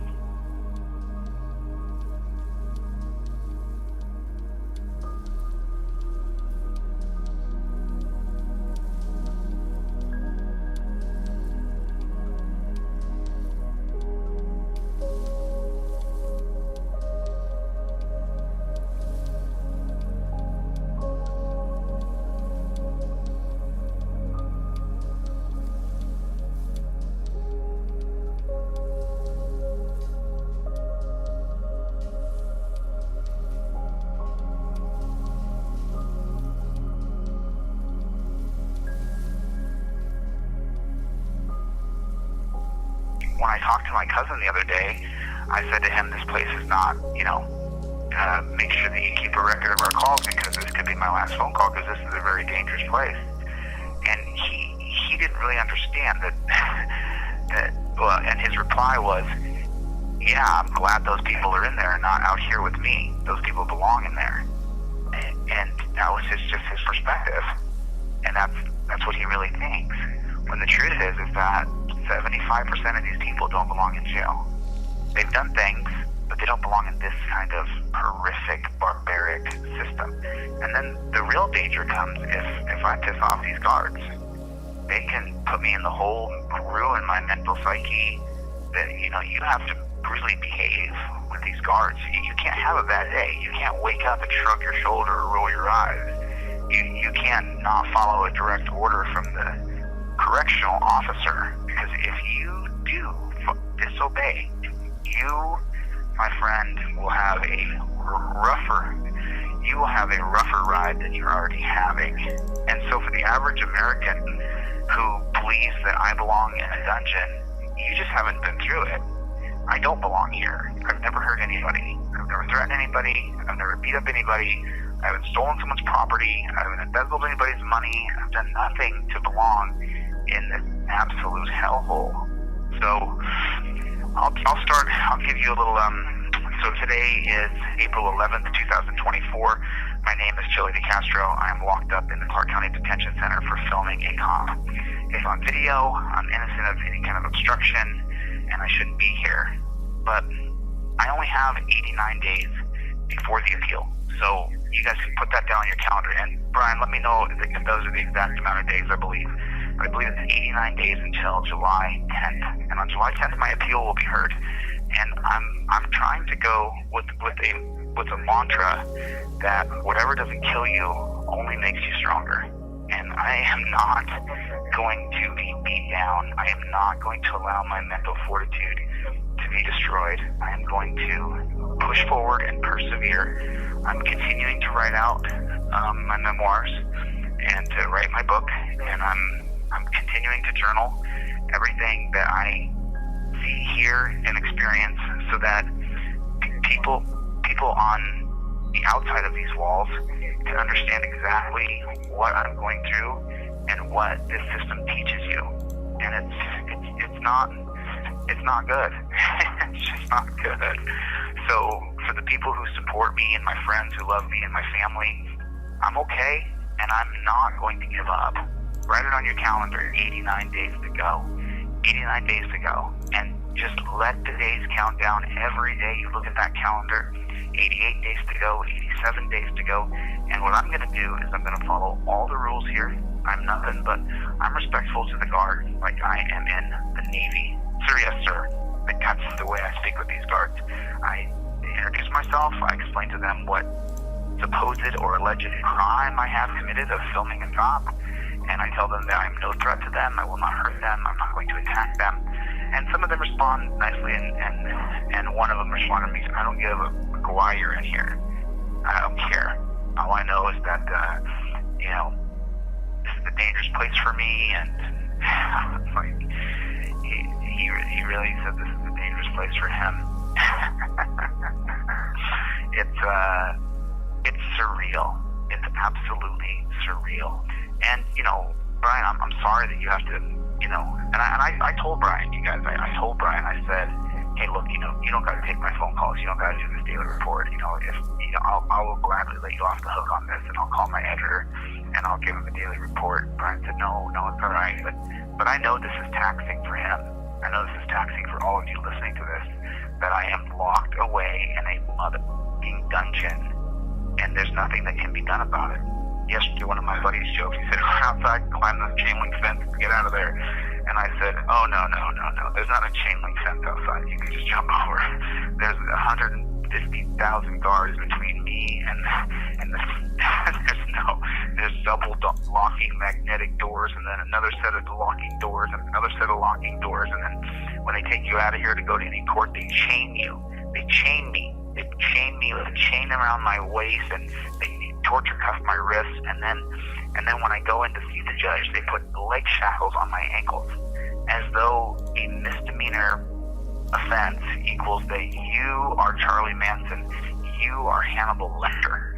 And that is truly, it is, when you go to the court, there's hundreds and hundreds of men, and all of us are in chains.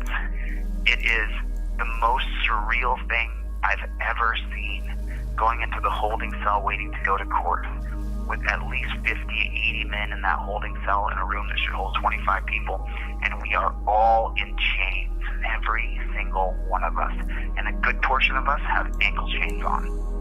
And, you remember that judge? Remember that guy who jumped over the bench in Nevada? Yeah. The guy who jumped over the bench and attacked the judge, right? Well, they gave him, 27 felonies? They're going to lock him up for the rest of his life for attacking a judge. And listen, I don't endorse attacking anybody. You guys know that. I'm all about peace through unity and using our rights. But 27 felonies, his life, he's going to spend the rest of his life in prison for attacking somebody. I'm not saying it's right. I don't agree with it. Don't attack anybody. I don't agree with judges being attacked. I don't agree with anybody being attacked. I don't attack anybody. You've never seen me attack anybody. I've never asked you guys to attack people. Do not attack people. But he's going to be thrown in the dungeon for the rest of his life. And the collateral damage of him doing that is now each and every person in the Clark County Detention Center is him. It's him. Each one of us is going to run and leap and jump over the bench, which, by the way, if we're just going on pure athletic prowess, that was one hell of a jump. I'm just saying.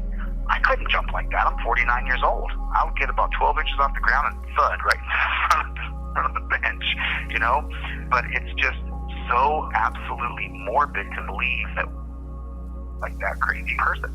We're not. We absolutely are not. It's the same thing with looking up your backside. When I was put in the hole for live streaming a phone call, they have a policy, procedure, and protocol they follow here. And when I was put into the hole, they march you down there, and you have to strip. And I've said it already. I'll say it again. I'll tell you what that exact little bit was, so I'm not giving away anything in the jail. They tell me, you're going to go in this room, you're going to turn around, you're going to face the wall, and you're going to strip. You're going to take off all your clothes, and you're going to bend over at the waist, not the knees, and you're going to spread your butt cheeks, and you're going to cough and turn in any direction. I'm going to consider that an act of aggression, and I will hurt you. Do you understand? So they did that to me, and then I laid there in that solitary with no pen or pencil, no book. You just sit there. It's a form of punishment, right? And I sat there and thought to myself, what's the percentage of people that bend over and there's something up their butt?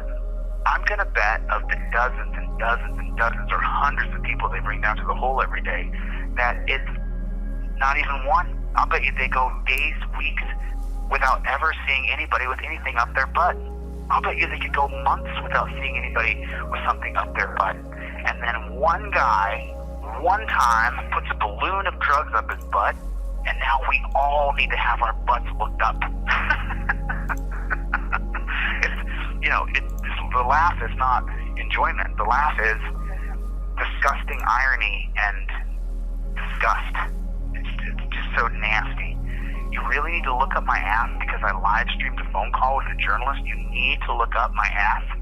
Or is that a way to break you down spiritually, emotionally, so that you become a bag of shit? Like you guys saw me in that courtroom that day.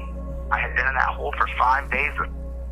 The first time I saw people who weren't in chains, I just started crying because I knew I was going right back to that freaking hole. And then the question has to be asked: who signs up for that particular position right here? Who accepts as a career choice voluntarily looking up people's butts for no reason?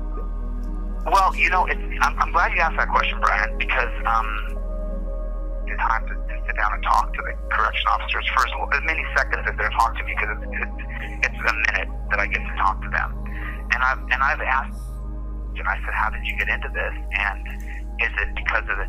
And they all, the ones who have spoken to me have all said it's the pay and it's the benefits. And by the way, the female guard who I spoke to the other day, initial M, I'm not going to give anybody's names away, initial M, she said to me, the pay is good. And by the way, she said you can look it up. You can look up online how much each guard makes at the Clark County Detention Center. And I said, so how much is it? She said, well, there's one guy who makes $100,000 a year, and he was in the newspaper the other day. And then she said that the benefits are great. The health, the dental, the eye, the medical, all of it is just great. The benefits are out of this world. So the state will give you, $10,000 a month and the best benefits in the world if you're only willing to follow orders, put people in cuffs, and look up their butt. And it's funny because the guys who work in here, as I've spoken to them, they don't seem like horrible people. They don't seem like bad people. Remember, they all put through psychological evaluations after World War II, all ended up testing normal. They were normal people. So what I was talking on was when they tested the Nazi soldiers and even the SS soldiers, when they tested them after they were captured in World War II on psychological evaluations, they found that these people were normal people. And some of them were taking speed from Hitler. Hitler was a big speed freak who handed out speed pills to lots of his troops. But so I can tell you this, that when I was brought down to the hole and I was put through that horrible process of being torture cuffed, they arrest you. When they bring you out of your dorm, if you do something wrong, you're under arrest. You get put in torture cuffs. They drag you down there. I told you about a panic attack I had. It was horrifically bad. I couldn't breathe. And then there was a guard down there when they had these 4 burly dudes around me bend over and cough. Mr. W. I have a near photographic memory if I want to remember things, and I look at every name tag down. I memorize it. So Mr. W was one of the guys who had me bent over on the wall, and about 3 or 4 days later, when a new bunkie was brought into my isolation cube, Mr. W was there, and they said, "Come out of there." And I thought, "Oh man, I'm gonna die." You never know what's gonna happen to you. You're locked down 23 hours. And I went and I had to stand outside, and I had to put my face to the wall. And then I said, "Am I in trouble? Am I gonna get hurt? Is something gonna happen to me right now?" And Mr. W was one of the guys who had initially put me in there, and he was standing over my shoulder. He said, "Chille, no one's gonna hurt you." Knew my name. And I glanced over my shoulder, and I said, "Oh, Mr. W, how are you today, sir?" And he said, "You're just getting a new bunkie, man. Don't worry about it." And Mr. W, when you look at him on the outside, he's this gregarious, attractive, healthy young man in the prime of his life, younger than me by 10 or 15 years. And he is following the orders he was given to do to a T. They're following the policies, procedures, and protocols of this particular dungeon. And I don't think Mr. W actually sees what he does as a bad thing. And for guys like, for critical thinkers and people who are humanitarians, you guys can draw your own conclusions. I have to make sure that I keep everything very tongue-in-cheek. It's not something that I could do to another person. I could not do that to another person and then come back the next day and do it again. But it has to be changed. You are my prisoner. Turn around and put your hands behind your back. That was for slavery. That we have to change that. We could put an Apple AirTag on people that is industrial, that they can't get off their wrist, and we can use a camera system and say, if you want to run, go ahead, dude. But the fallout for you running is when you go to the real dungeon. But if you just follow the protocols and procedures today that we have in place for the digital era, you go to a place with a couch. You don't get in the back of a cage, you get in the back of a car. And we'll treat you with dignity and humanity, and you can go through the process and you can actually give restitution for the victim of your crime. In here, the people who are criminals, they call it boosting. They say, oh, they're just boosting, and they justify their theft by that Target has a loss prevention budget of whatever many tens of millions of dollars, and the moral compass is broken. And I feel like this isn't fixing anybody's moral compass. This is making people worse. This makes people resent the system and resent the people who hold them here and resent the people who arrest them. And that brings me to the judges. I can't help.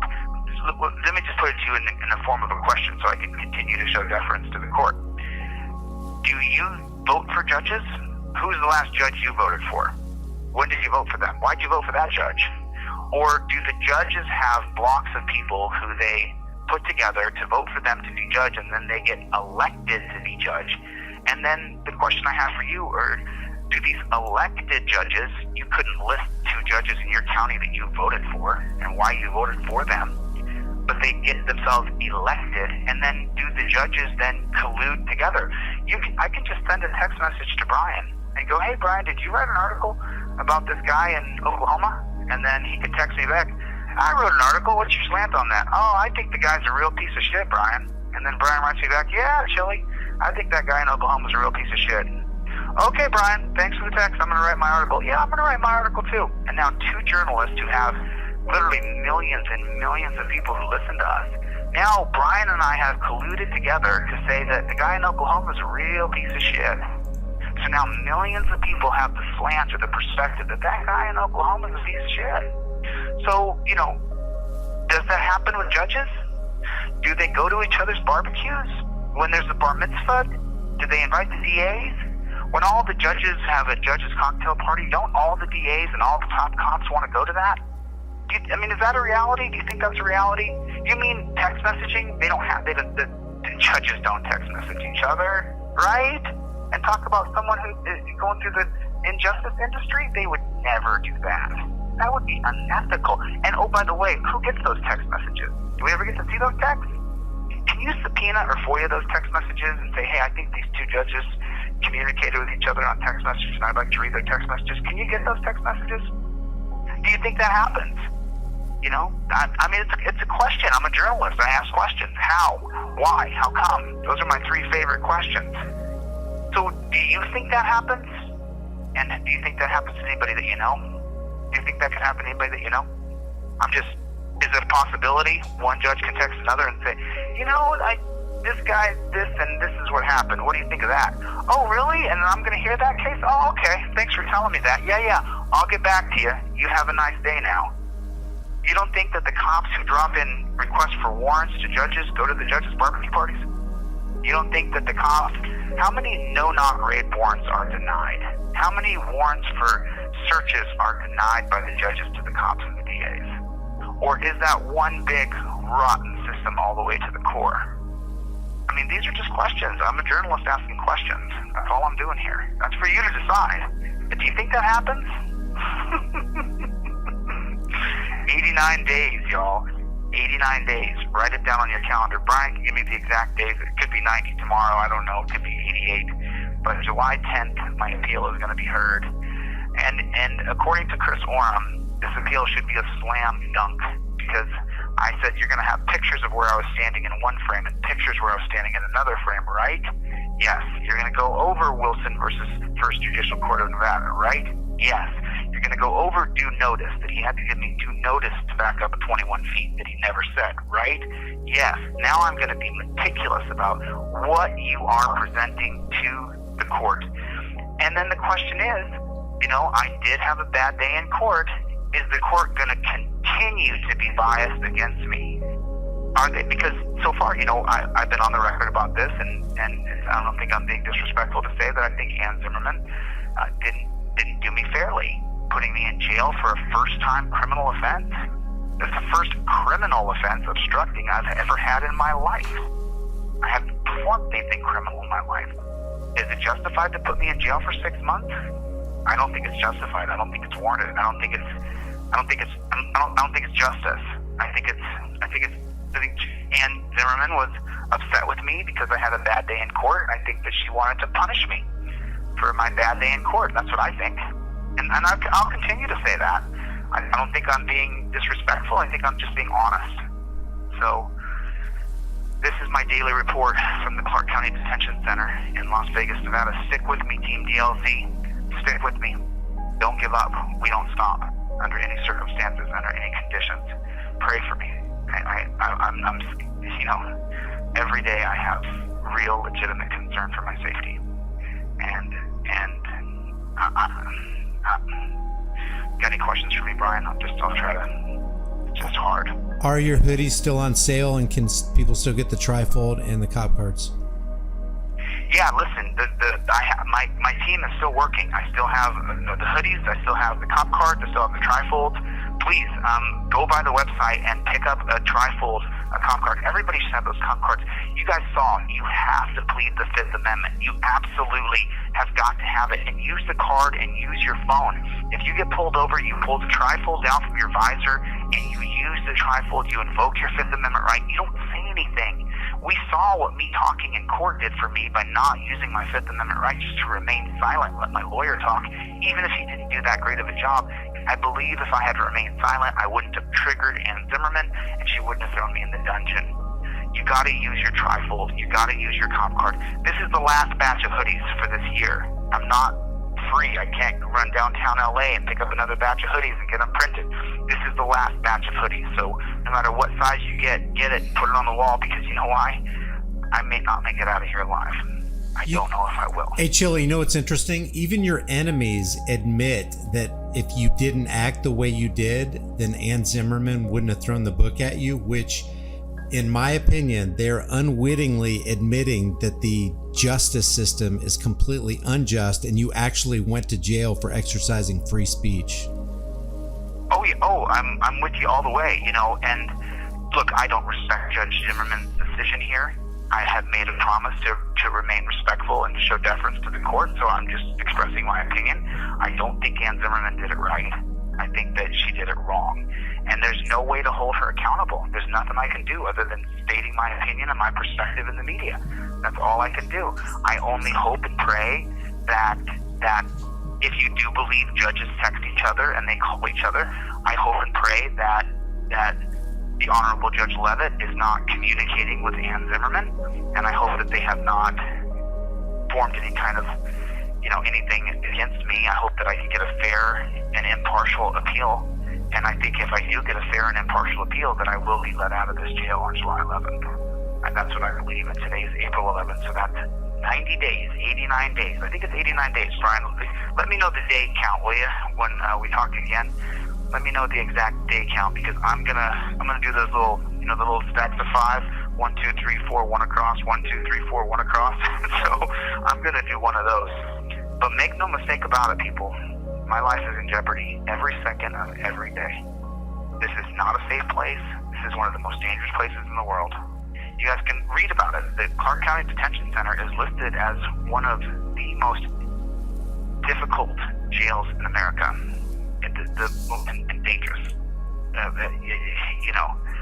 As far as the guards and the COs are concerned, and the people who work here, I am being the utmost respectful and a model inmate, because I am incarcerated. So I'm an incarcerated person.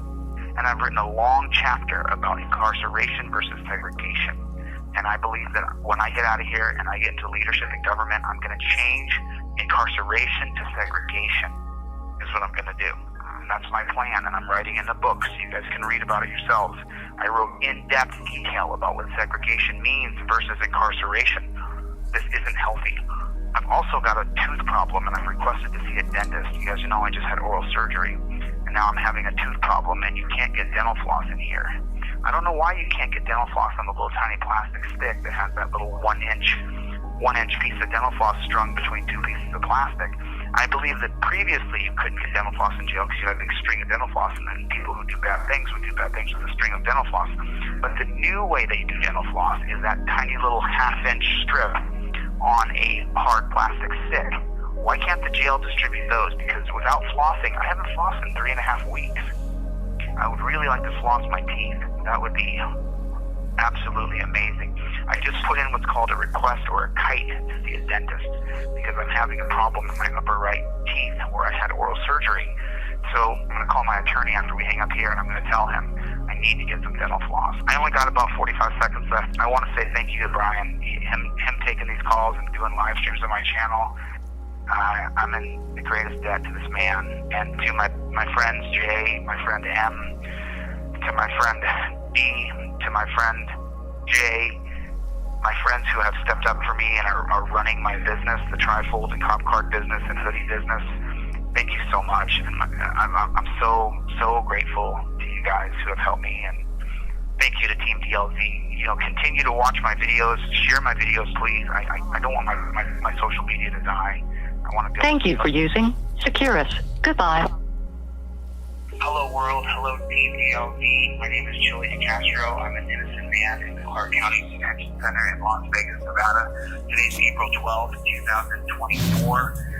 And this is my journalistic report daily that I do. This is not a third-party call. This is not a live stream. I'm just reporting back to the people who follow this channel, follow me on my journey here, and our journey. And I have been incarcerated for filming a cop. I'm in jail for filming a cop. The cop said I was too close, called it obstruction. I went to court. Judge Ann Zimmerman decided to not only convict me, but then put me in jail for 6 months. So this is a call to action for Team DLZ.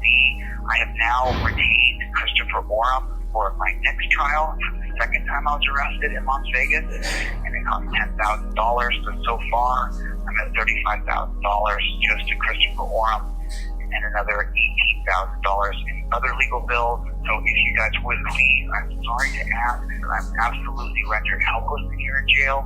Please go by the GoFundMe, or easier if you just go to my Cash App, my Venmo, my PayPal, which the editor will put on the screen now, or use the Zelle, which is gohigh90069@gmail. Please, if you can, donate $5, $10, $15, $20. The website, deletelawz.com, is back up. We have trifold and cop cards. Please make sure you have one. Get one in your wallet. If your family member doesn't have a trifold or cop card, please get one. So I appreciate that. Thank you guys so much for your support. I didn't know this would be such a heavy financial burden, but if you listen to other videos that are out on YouTube, they've explained that this is an extraordinarily expensive process. I should have hired the best attorney money could buy from the very jump, but I didn't. I believed because it was on video and it was just filming a cop that there's no way I would be put in jail. I was wrong. I am the leader of team of opposition against this system called Team DLZ, and they are not on our team. And Judge Zimmerman put me in jail to try to derail me, to try to derail this team, and we don't stop. Unfortunately, I'm here, but what it's done is there is a silver lining here. We all know that I had to adjust my verbiage to become electable into a government position, to enter bills into committee, to get them into legislation, to end the 23-hour-a-day lockdown, to get rid of the torture cuts. Eventually, I had to change the way I spoke. And we all do it, and now that's been just expedited. Now when I get out of here, we're still going to have JBTP, of course, you guys know what that stands for, but we're going to save that for the JBTPs. Everybody else, I'm going to follow Robert Shapiro's lead. When he represented me 22 years ago and I beat those charges, he was polite and kind to absolutely everybody in the court. I will persevere and I will push through and I will get out of here bigger, badder, and stronger than ever. 88 days, put it on your calendar. 88 days till July 10th, till we then have the appeal in front of the Honorable Judge Levitt. Judge Levitt didn't hear my initial appeal. She just put a few words, appeal bond denied, hearing vacated. So, do I have a fair shot? I don't know. We're going to find out. We'll find out. But as I told you, I will treat the court with deference. The daily reports that I do here, I have the right to do journalistic endeavors and talk to journalists on the phone. The daily reports that I do here are for you guys and for me, so that we can still stay connected. I miss calling out your name.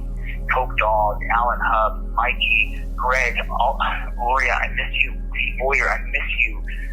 Right Way Ministries, Deadhead 74, AMG Cells. I miss all you guys. I miss everybody. And so many of you people, so many of you folks, I don't want to say your legal names on the kiosk that I see, who have put money on my books, but I just want to say thank you. And I've received dozens and dozens of letters. Thank you so much for writing me. You don't understand. When I get that letter, I'm stuck in a bed for 18 hours. I read your letter 3, 4, 5 times.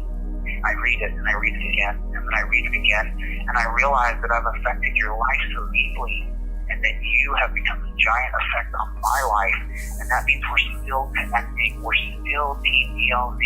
They can't stop us.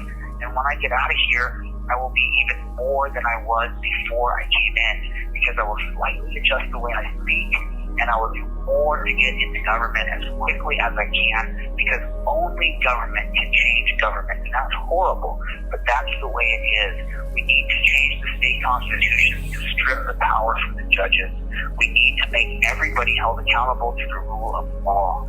That's what has to happen. I have some ideas of some things that I can do legally for the system that has incarcerated me.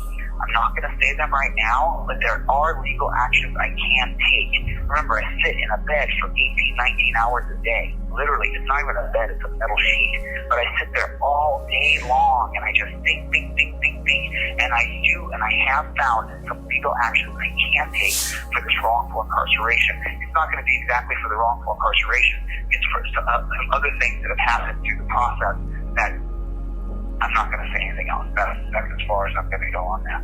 But I just want to connect with you guys, and I want you guys to stay here, keep connecting. I think that Chuck P was setting up a Discord account or a way for people to connect. Somebody on Team DLZ, I wish I had set up a Discord account before I came in here, and I will when I get out. There's steps I'm going to take when I get out that I didn't take previously, and I'm sorry that I didn't. But I'm not going to stop. I'm not going to stop, because Zimmerman says she's going to put me in jail and I'm going to stop filming cops. She's sorely mistaken. Now, I don't like Zimmerman. I have a right not to like her. I dislike her greatly. She literally married a cop, so she loves them. We do not see it the same way. Well, the thing that inside of me that has changed is I understand that the legislation has to change. Yes, I can't stand the authoritarian JBTP who puts the torture cuffs on people, but the term, turn around and put your hands behind your back, that comes from legislation. That can be changed through legislation. That's the part that we have to change. Turn around and put your hands behind your back. No. It's going to be like this. Give me your left wrist. They're going to put a strap on it that has an Apple AirTag on it. That's the new system. Look into the camera. Good. Got facial recognition. Done. That's it. No longer are people going to be shackled. The moment I get into government and start writing bills and getting legislation done, the entire premise of you are my prisoner has to come to an end. The idea that we have to be put in torture cuffs for a cop to feel safe, maybe, just maybe, we should not have this system the way it is now. Maybe, just maybe, in a digital era, you no longer have to turn around and put your hands behind your back. That is absolutely preposterous in 2024 when there's an AirTag that you can be put on, there's facial recognition, and there's a camera on almost every single house, building, or business in America. You are not getting away. This idea that you have to be shackled like a freaking slave from the 1850 fugitive slave contract is ridiculous. It is beyond the pale of stupid. This is an old idea. The dungeon that I'm in right now was designed for black people. I'm sorry to say it, but that's a simple fact. North Carolina didn't have a single jail or prison until, guess when? 1865 with the 13th Amendment that said if you got arrested, you would then become a slave again. And then North Carolina started building their prisons. That's what I'm talking about. The system here was designed for black people to enforce black codes to keep the black man down. And now this place is packed with blacks, but there's tons of whites, tons of Mexicans, there's Asians in here, there's all of us are in here now. This system was designed on the back of racism. And I don't like that. You guys know how conservative I have, the conservative streaks I have in me, for sure. You guys know I'm a big Second Amendment guy. And oh, by the way, my Second Amendment is not going to be stripped. This is a misdemeanor conviction that we will get overturned. So here's the process and why I'm asking you to donate to the GoFundMe or donate to my Cash App, Venmo, or PayPal. Because the next step is to appeal to the same judge who wouldn't hear the appeal bond. And so then that happens July 10th. If she denies it, then my release date is August 4th. I should do some good time here, probably get her out around July 15th, July 17th, somewhere in there, as soon as I get a couple classes in. But then the next step is another appeal to the Nevada State Supreme Court. And then the step after that is to appeal to the federal court. And then the step after that is to appeal to the Supreme Court of the United States of America. Because I am a journalist who was arrested and now I'm living in a freaking dungeon. This is preposterous, beyond the pale. We cannot let it go. We cannot stop. We cannot back down. We cannot allow anybody, not just me because I'm Chille de Castro, it's not about just me. It's about anybody who's going to be convicted of obstructing for filming a cop after he announces, I'm here to film you. I'm a constitutional law scholar. I invoke my right to be the press. And they still put me in jail. This case has to be appealed next. I don't know if the Honorable Judge Levitt is going to hear the case on July 10th, hear the appeal, and say, you know what, you're right, this is a First Amendment issue, and I'm going to grant him appeal. We don't know if she's going to do that. And if she doesn't do that, then we appeal to the Nevada State Supreme Court. And if they don't do it right, then we appeal to the United States Supreme Court. We apply for certiorari. I think there's a federal court we go to before we go to the Supreme Court. I'm not quite sure. I think we go to Nevada State Supreme Court, and then we go to the federal court, and then we go to the United States Supreme Court. I think that's the process, but those are the processes, and each and every one of them costs more money. For you to get justice, for your rights to be upheld in this country, you have to crowdsource from thousands and thousands of people. And if you don't, your case dies. And then all of a sudden, it's okay for cops to arrest people for filming cops in Nevada. And we cannot let that stand. It cannot stand. And it just makes me grit my teeth, and I feel the rage. I feel the And I'll tell you what, the moment I get these jail doors open and they let me out, I'm going to leave behind all this aggression, all this rage, all this resentment. I'm going to leave it at the jailhouse doors so this place doesn't own me. I'm going to wipe it off my heels, and then I'm going to move forward with the appeals process. And I hope And I pray that the Honorable Judge Levitt takes a look at the actual evidence and says, holy cow, this is wrong. Let him out of jail. He gets to appeal the case. And then we appeal to the Nevada State Supreme Court. And I hope that there, the Nevada State Supreme Court says, this is ridiculous. He backed up 6 feet. He was here at this time stamp. He was here at that time stamp. You have 1 minute left. And then I had to walk 35 feet to that copper's car. He had to follow me to his car 35 feet because I was following his orders that were unlawful because I was not obstructing him. So this is a call to action. Please go to that PayPal, Venmo, Cash App. Go to the GoFundMe and please donate $5, $10, $15, $20. I would list off some names here, but I'm just not going to say people's names out loud right now. I don't have that list in front of me, and when I get out, I will. I'll sit there and I'll thank every one of you. I want you to continue to spread the message. OTVO. Put it in the chat right now. Overturn Terry versus Ohio. And then every time you see someone write qualified immunity, you correct them and you tell them it's not qualified immunity. That it's Terry versus Ohio. That's what we have to focus on. I'm in jail right now because the cop went on the stand and said he felt unsafe when I was filming him. And now I'm in jail. Officer safety is trumping our constitutional rights. You can never stop on it. It doesn't matter what happens to me. I pray to God I get out of here. Please send your hopes and prayers and thoughts and all the good energy you can my way. But we cannot stop. Don't stop. Won't stop. Can't stop. If you do, you're dead. You've given up. Are you going to give up? Are you going to stop? Because I'm not going to stop. I'm still going. Matter of fact, I'm on page 800 of my new favorite book called Atlas Shrugged. That's the name of my new favorite book. It's 1,100 pages. I'm about to finish it. I'll finish it in the next 24, 48 hours. And you know what happens in the book? The prime movers, the people who move the world, the people who educate, the people who teach, the people who lead, they start quitting their jobs. They start quitting their jobs because the world gets too hard. They start quitting. They start giving up. And is that what you're going to be? You can't be us. We cannot quit. We cannot stop. We can never, ever stop. So please don't. Don't do it on my behalf. That's for damn sure. And if this is the last recording you ever hear of me because something untold happens to me in this dungeon, then you pick up the mantle, someone pick up the flame of where I have fallen and run to... They're going to have to lock me down any minute now. I'm going to have to get off this phone. But listen, there's somebody impersonating me online using my voice for AI. Please go there and report the videos as impersonation. That is not my voice. Somebody is using artificial intelligence for my voice and then trying to sell my products. Report the videos, report the store. That is not their products. Those products are trademarked. So listen to me. We don't stop, you guys, okay? They're going to lock me down to a bed for the next 20 hours. I'm not going to be able to get out of it until tomorrow. You understand that? I need you to keep going. I need you to keep going. Be my flame. Let me know that the flame has not died. Put 1,000 comments on this video. Do not stop. Go by my GoFundMe, Cash App, PayPal, Venmo. Send me another $5 or $10. The appeal process is not going to stop until we get to the Supreme Court. We don't stop. Put it in the chat. We don't stop. Ever. We never, ever, ever stop. If you stop, you're going to let me down. I need you now more than ever. I need you now more than ever. Please, be my legs, be my arms, be my heart, be my eyes, be my soul. I love you all. I have to hang up now. They're going to hook me in the hole. I'll see you soon. Later, kidders. The caller has hung up.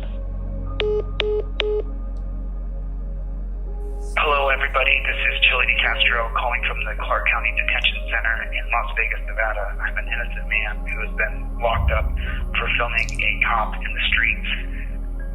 So I wrote something today as I have a lot of time to think, and this is going to go in my book. So this is an excerpt of my book that'll be coming out when I get out of jail. I'm going to read it, and there's some things I'm going to say in here that is going to give you an insight to my thinking and why I am the way I am. As I lay down and I think about what went wrong, how could this judge put a first-time offender in jail on an obstruction charge? And I can't believe that I have deserved being put in jail. And yes, I may have said that I hate police, and there's a lot of reasons why I have said that, and there's a lot of reasons why I do. But I thought it was my right to say the things that I said. And so what this book is going to do is help give you comprehension and understanding as why I am the way I am.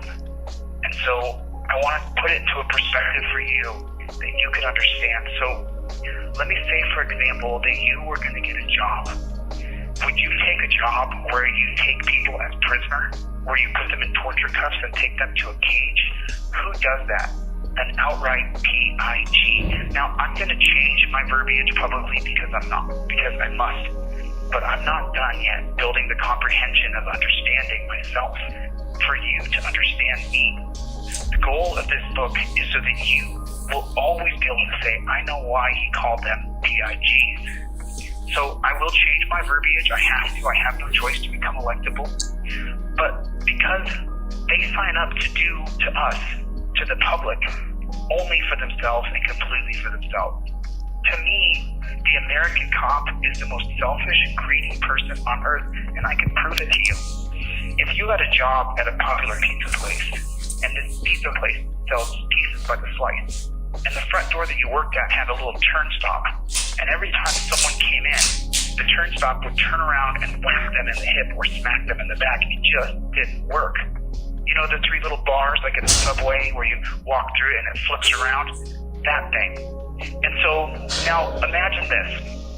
At your pizza joint, after the person pushes through and they get whacked, imagine you would say to them, it's not supposed to be comfortable. Could you even imagine it? Could you even, if they were to complain, whack, ow, ow, ow, this is hurting me, how long would you keep this job?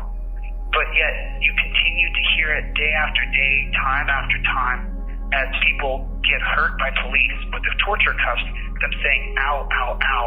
And the worst part of it, the absolute worst part of it, you go into the pizza joint and they stick you in a giant high chair where it sticks you in the ribs and it hurts your back and you're saying, I can't function, this hurts. How long would you keep that job? You wouldn't. Of course, this is a parallel. We're talking about the initial attack and the torture that these people called police in America put on us. And so if you worked at that place where you served pizza and they got whacked every time, you would demand to change, or you would say that they either have to change or you're going to quit. But what does the PIG in the street say? He says they're not supposed to be comfortable. Torture cuffs are always torture. You cannot apply torture cuffs to a human being and then slip them into a tiny slot in the back of a cage and say that you're not torturing them. When you put them on industrial hardened plastic seats, we, the just, are better than the robber. We, the just, are better than the ravisher. We, the just, are better than the child abuser, the kidnapper, or the killer. 2 wrongs don't make a right. And so, what kind of person uses a torture device, an outright mental anguish and fear, and puts it in the people? They're not supposed to be comfortable. Who says that? If cops are not PIGs, where's the decent person who says we can detain and transport people another way? What kind of person would sign up to chaining people's wrists behind their back? Answer that question. Imagine it. You're applying for a new job. It only requires that you chain people's wrists behind their back. Do you want the job? But yet, if you have no skill set and will pay you $6,000 to $10,000 a month, starting off plus the $15,000 a month signing bonus, now you'll do it. If you want to see a job where you chain people up and you put them in a slot, then you fit perfect in here. Almost every time you put those torture cuffs on someone, you render them completely and utterly helpless. And you hear them say, ow, these hurt my wrist, these hurt my shoulders, this hurts my elbow. And the cop will reply, they're not supposed to be comfortable. For me, those are the worst people in our society, the worst people on earth. Let's go back to the pizza place with the turnstile. Now, as people complain and you say, quit, I'm going to quit if you don't fix this. Why are you going to quit? Because it's a $12 an hour job. Your humanity is not for sale for $12 an hour.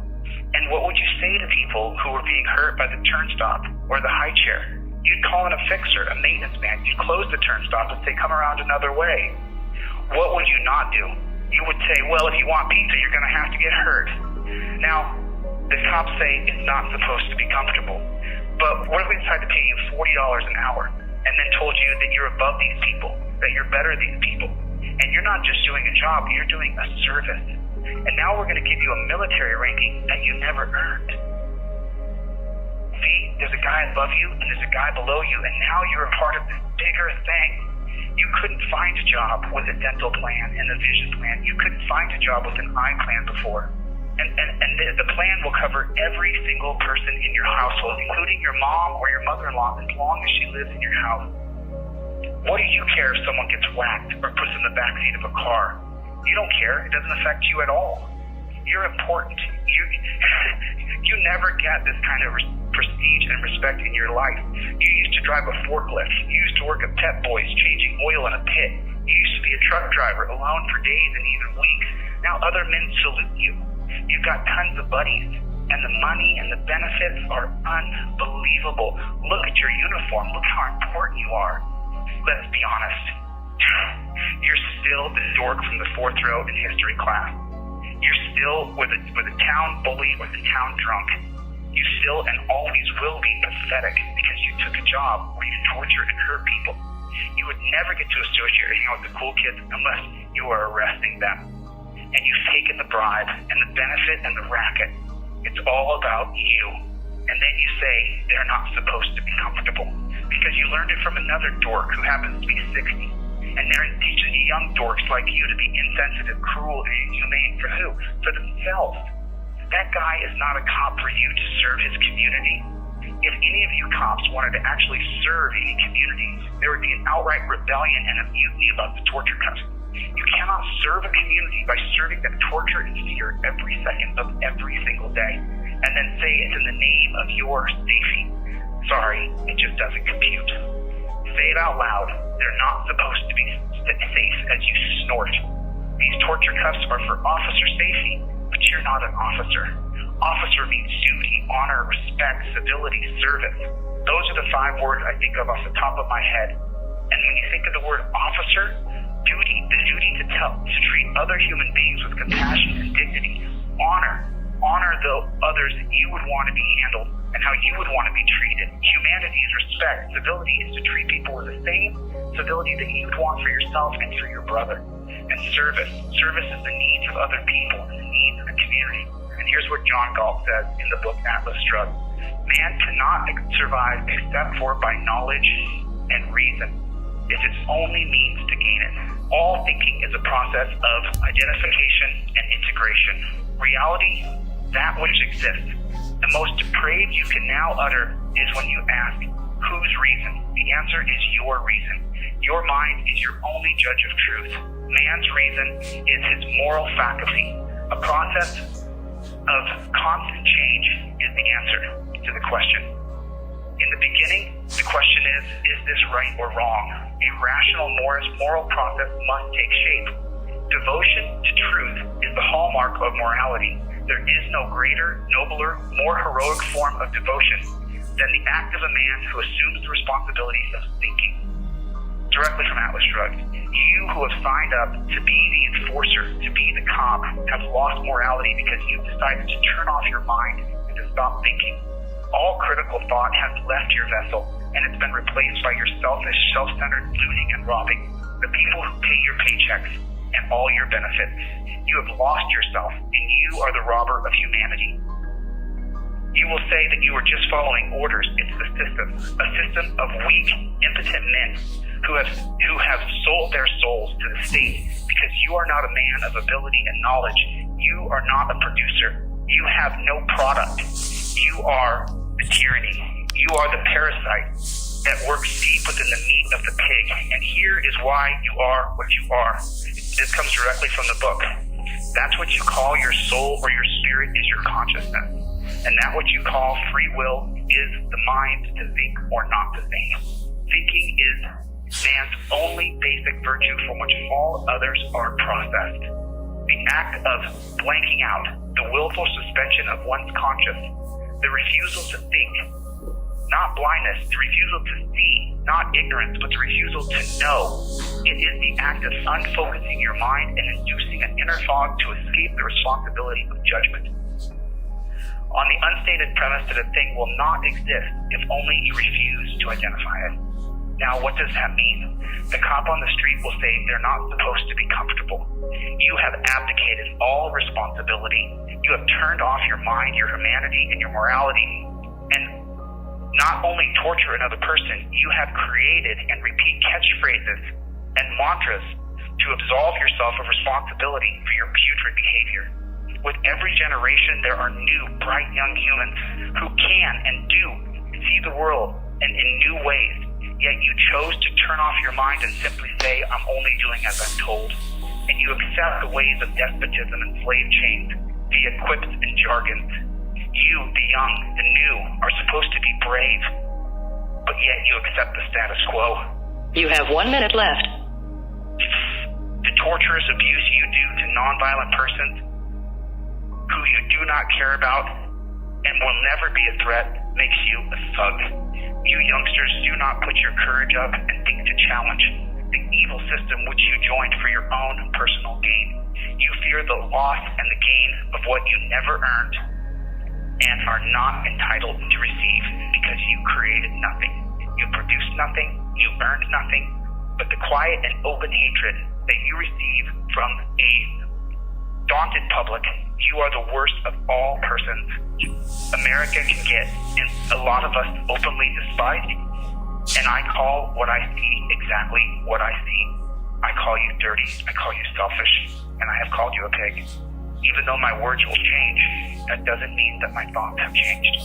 And now a little bit more from Atlas Shrugged, page 1018 to 1020. Non-thinking is an act of annihilation, a wish to negate existence, an attempt to wipe out reality. By refusing to say it is, you are refusing to say I am. By suspending your judgment, you are negating your person. When a man declares, who am I to know? He's declaring, who am I to live? Thinking in every hour and every issue is your basic moral choice. Man's only moral commitment is, thou shalt think. Ayn Rand. The reason why that the police can't get people to sign up is because you, the new, the old, and the young cops can and do not think through what you are doing. That's why you can't get people to sign up. People are seeing your policies, procedures, and protocols, and they are withdrawing from your oppression. We, the overwhelming majority, refuse to surrender to a despotistic state. Yes, of course, will some still choose? Yes, they will. But we now know that with the majority of people who are in the presence of authority and being arrested, the majority of them, once on video and once a tracking device is attached to them, the overwhelming majority will easily surrender to authority. Yes, of course, some will still run away. Do they need to be chased? No. Can they get away in the digital era? No. So then why chase them? Because you were taught that we are prisoners and that we are your slaves. Once we are deemed a prisoner, there is no length that they will go to capture us and hurt us and abuse us and torture us. And as long as they have a slave catcher policy scribbled down on a piece of paper, and as long as they wear their medals and their stripes, and they consider themselves justified, they will backslap each other as they deem their elements and their demented actions perfectly moral. Yet they are not moral. Even the man who lays his hands on a child or the babe does not justify the action of the cop's response. It is not as simple as two wrongs don't make a right. It's far deeper, oppressive, and evil. The man who lays his hands on a child or the babe will now encounter a series of twisted evil that will tarnish his soul and his humanity for the society he will re-enter. The abuser is not put down a garbage disposal, no. Instead of fixing him, he will be abused for a much longer and deeper level of the abuse that he has done. He will come out of the torture chamber with less morality and more pain and more reasons to abuse a society that not only sanctioned but paid for his abuse. And what about the men who came in with their sirens and their light blazing? What about the men who beat and shackled the abuser from the start? The man who put on the torture cuffs just a little bit tighter because of the black eye that the abuser gave the child. What about him, that man? Surely he will improve as a person because what do we call them? They're heroes, right? Wrong. He is the bad man and he is the worst of them all. How and why? Explain it to me. I will explain it through the book again, Atlas Shrugged, page 1019. To live, a man must hold three things as supreme, ruling values of his life, and they are reason, purpose, and self-esteem. Reason as his only tool of knowledge, purpose as his choice of happiness, which the tool must process to achieve, self-esteem as his inviolate certainty in his mind he is competent to think in his person is worthy of happiness, which means he's worthy of living. These values imply and require all of men's virtues, and all of his virtues pertain to the relation of the existence and consciousness, rationality, independence, integrity, honesty, justice, productiveness, and pride. And this was written by Ayn Rand almost 100 years ago. Any ex-cop who's reading this just sat up in their bed and they just put their hands on their head and said, "Eureka, that's why I'm unhappy. After 30 years of service, that's why I'm miserable."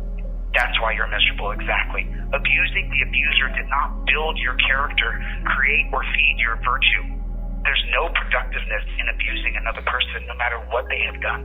No matter how black that kid's eye is, there is no integrity in torturing the abuser. Justice will not and is not done by hurting the abuser of the boy. You, the man, who may feel some temporary satisfaction by doing it to the abuser, later in life, you'll be a bag of bones and a bag of scars. The kid got no justice.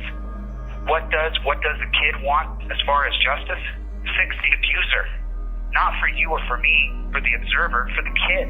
More likely than not, the kid loves the abuser. Justice would be not abusing the abuser, but the opposite, treating the abuser with empathy and inclusion. The exact opposite to what it's done. Fixing the kid's broken spirit. Regardless of whether or not the family can be glued back together, if the kid wants the glass glued back together, the cop doing what he does not make the cop virtuous or whole. What the cop does brings him 1,000 miles from virtue. The cop goes back out onto the street with nobody looking over his shoulder, with an anger and hatred for all of us in the world except for those who wear a badge, and will then repeat another mantra that we've heard so much more. Unless you've done the job, you just don't understand. Okay, Mr. Copper. Okay, whatever you think to turn off your mind and follow orders and hurt people, you're not building your own virtue. You did nothing to change the slave-catching system because you didn't want to ruin the loot that you grifted, unearned, and undeserving. You have no virtue because you traded them for favors that you didn't earn. You never questioned of the things that you have done and what that could be done differently because you're only worried about yourself, your loot, your profit, and what you could get as long as you just followed orders. Without question. Without question means without thinking. A man who does not question does not think and therefore has not purpose. A man without purpose is the most dangerous man in the world. If that man wants to know what he should think, he'll have to ask his boss. And that's what the cops are. That is why I called them PIGs for so long. I'll not say it anymore publicly. You'd have to read and become educated to the virtues of living to understand. Quote me out of context and I'll understand why. The big money interests of the system are on the line. They're in peril. Their livelihood depends on validating the need for torture cuffs and never ever ending torture cuffs. Even considering shackle people with their arms behind their back and chains. The torture cuff companies are multi-billion-dollar companies. Enterprises. It's an officer safety issue. Who said? Well, that's what was said by the Supreme Court in 1967 with Earl Warren and Hugo Boss, both being white supremacists. And that's the system we live in now, that officer safety is more important than our rights, our freedom, our dignity, our standard of living.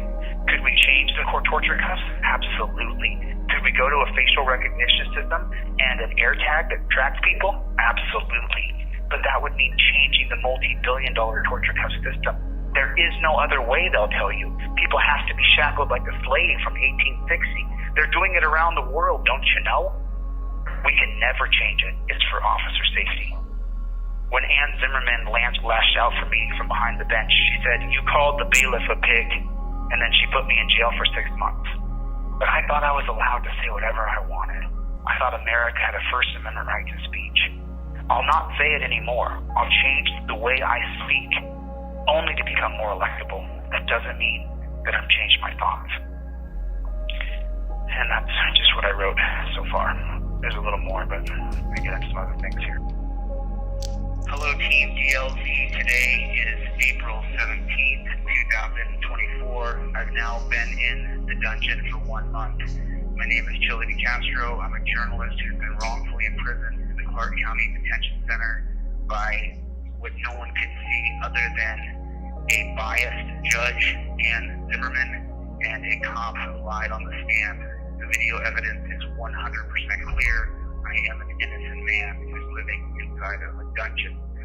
Now, I'm coming up on a month here, and I tell you, this has been trying. This has been emotionally and spiritually trying. I'm in a place where they don't have any sort of mental health help here in Nevada, and so I'm surrounded by several crazy people who are completely and utterly schizophrenic, talking to people who are not there at all whatsoever, and others who don't seem crazy when you first talk to them, and then just a moment or two later they will tell you how they helped solve the Jeffrey Epstein case and how they're actually helping to make sure that kids don't get trafficked to Epstein Island anymore. That's what I heard the other day. So, I am not suicidal in any way, shape, or form. I love life. I have talked to my attorney, and my attorney has told me about the July 10th, that's actually May 9th that the attorney is filing the brief, the appeal brief. He has told me about the brief, given me instant details about the brief. I don't think that any person who is for justice, freedom, and liberty, I don't think any person who really truly cares about truth will be able to read the brief that Chris Oram is going to submit on May 9th and then be heard July 10th. I don't think anybody can read it and then say, I'm going to leave that man in jail. I just don't see how that's possible. But yet again though, I didn't think that there would be any way that I could be put in jail. When my supposed crime was on video, I did step back. There is no 21-foot rule, and I was not given due notice.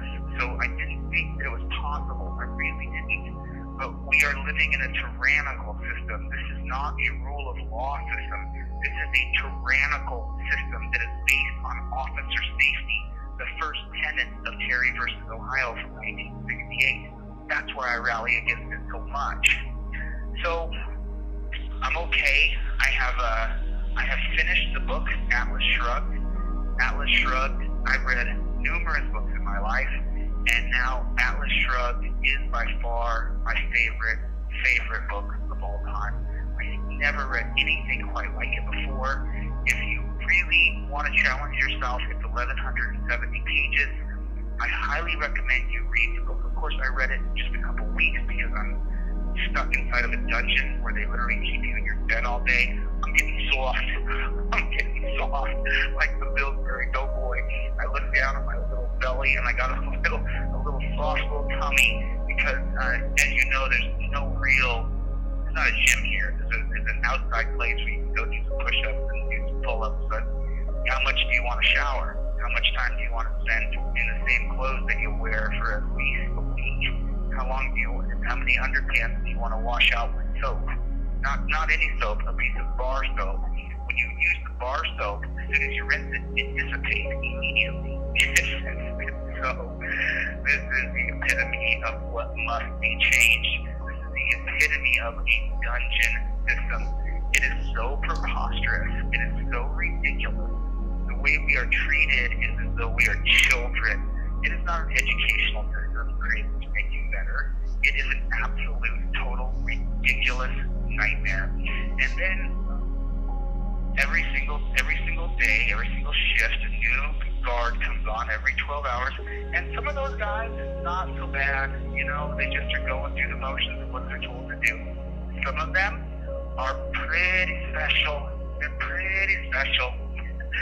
They take themselves entirely too seriously, and they treat us as though we are second graders. Quiet, no talking. Quiet, don't talk. This is one of my 9 pet peeves. It is just the most ridiculous system. It doesn't help anybody or make anybody a better person. It is preposterous. But, you know, it's a month now. I've been here for a month now. Looking forward to July 10th. I'm okay.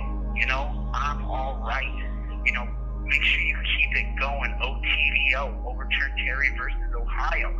That's what we have to get done. And when I get out of here, you guys are going to see a man on a mission like you have never seen before. Because now I have very specific targets that are local, that I can take on in a multitude of ways, and I'll need your help. I'll need your help. I'm only the tip of the spear. You are the weight of the spear. Don't be down for me.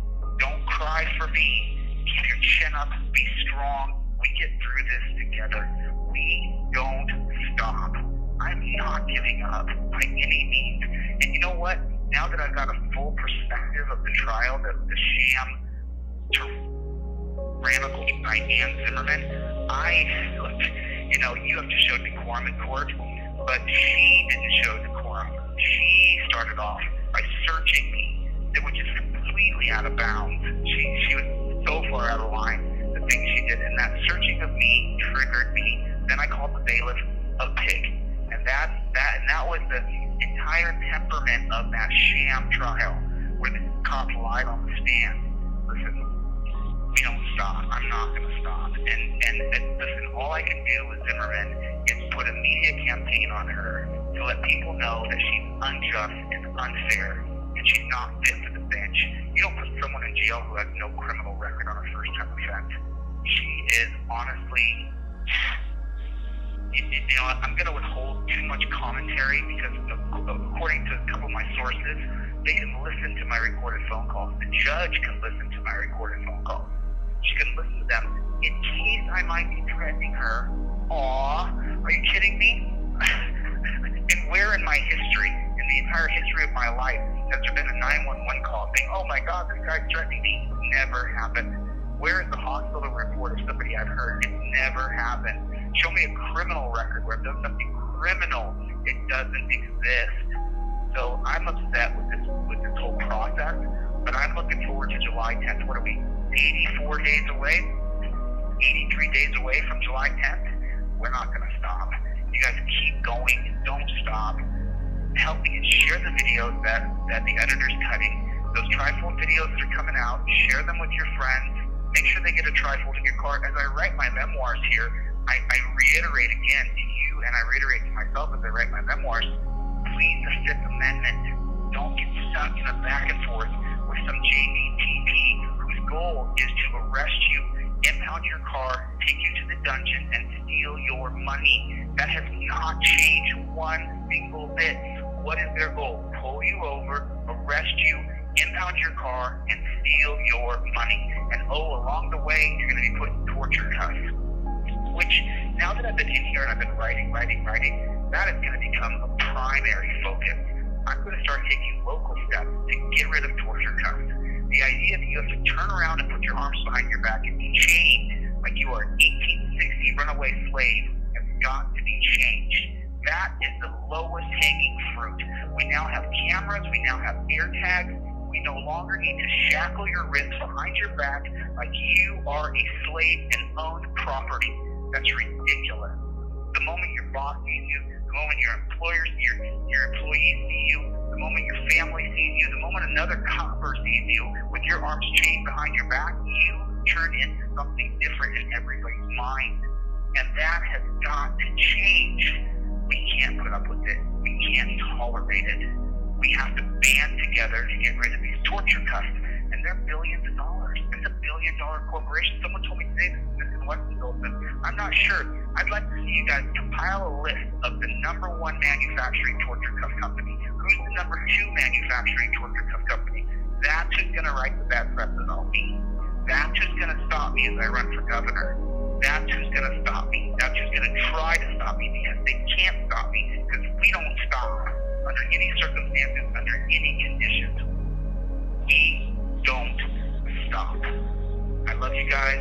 Thank you for your support. And all you guys who donated to my GoFundMe, to my Cash App, my Venmo, my PayPal, thank you so much. You literally have made it so that I can keep going. They won't be able to destroy my business. They won't be able to destroy the appeal process. We will appeal this wrongful conviction all the way up to the U.S. Supreme Court if we have to. We will not stop until the conviction is stripped. You cannot have a journalist arrested and charged with crimes for filming a cop. There was no difference between me and anybody else who filmed the cop where the cop killed somebody. But the difference is I was alone, and they targeted me because they're tired of being embarrassed when I expose what JBTPs they actually are. And that's the real deal. That's the whole thing. Zimmerman must have watched. How many hours do you think? Put it in the chat. How many hours do you think Zimmerman watches my videos?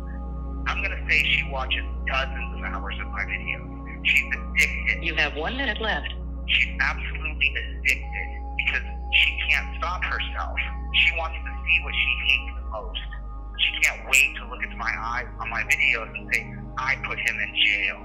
It's so wrong. It's so wrong. Anyway, all right, I'll let you guys go. Thank you for coming. I appreciate it. Thank you for listening. I'll see you guys on the next one. I love you all. Later, Gators. Hello, Team VLZ. This is Chille DeCastro. Today is April 25th, 2024. I am an innocent man incarcerated at Clark County Detention Center. I am in the dungeon. The video of my wrongful arrest, the video of my wrongful persecution has been seen by millions of people. I am innocent and I am in jail. So thank you for taking the time to listen to this. I appreciate it. I've been in here now for almost 6 weeks. It's been a very difficult journey for me. I'm a people person. I love people. I'm an empath. I care about people. And so what I've done with my time in here was I mentioned about 2 years ago that I was going to create a board game called Constitutional Law Scholar.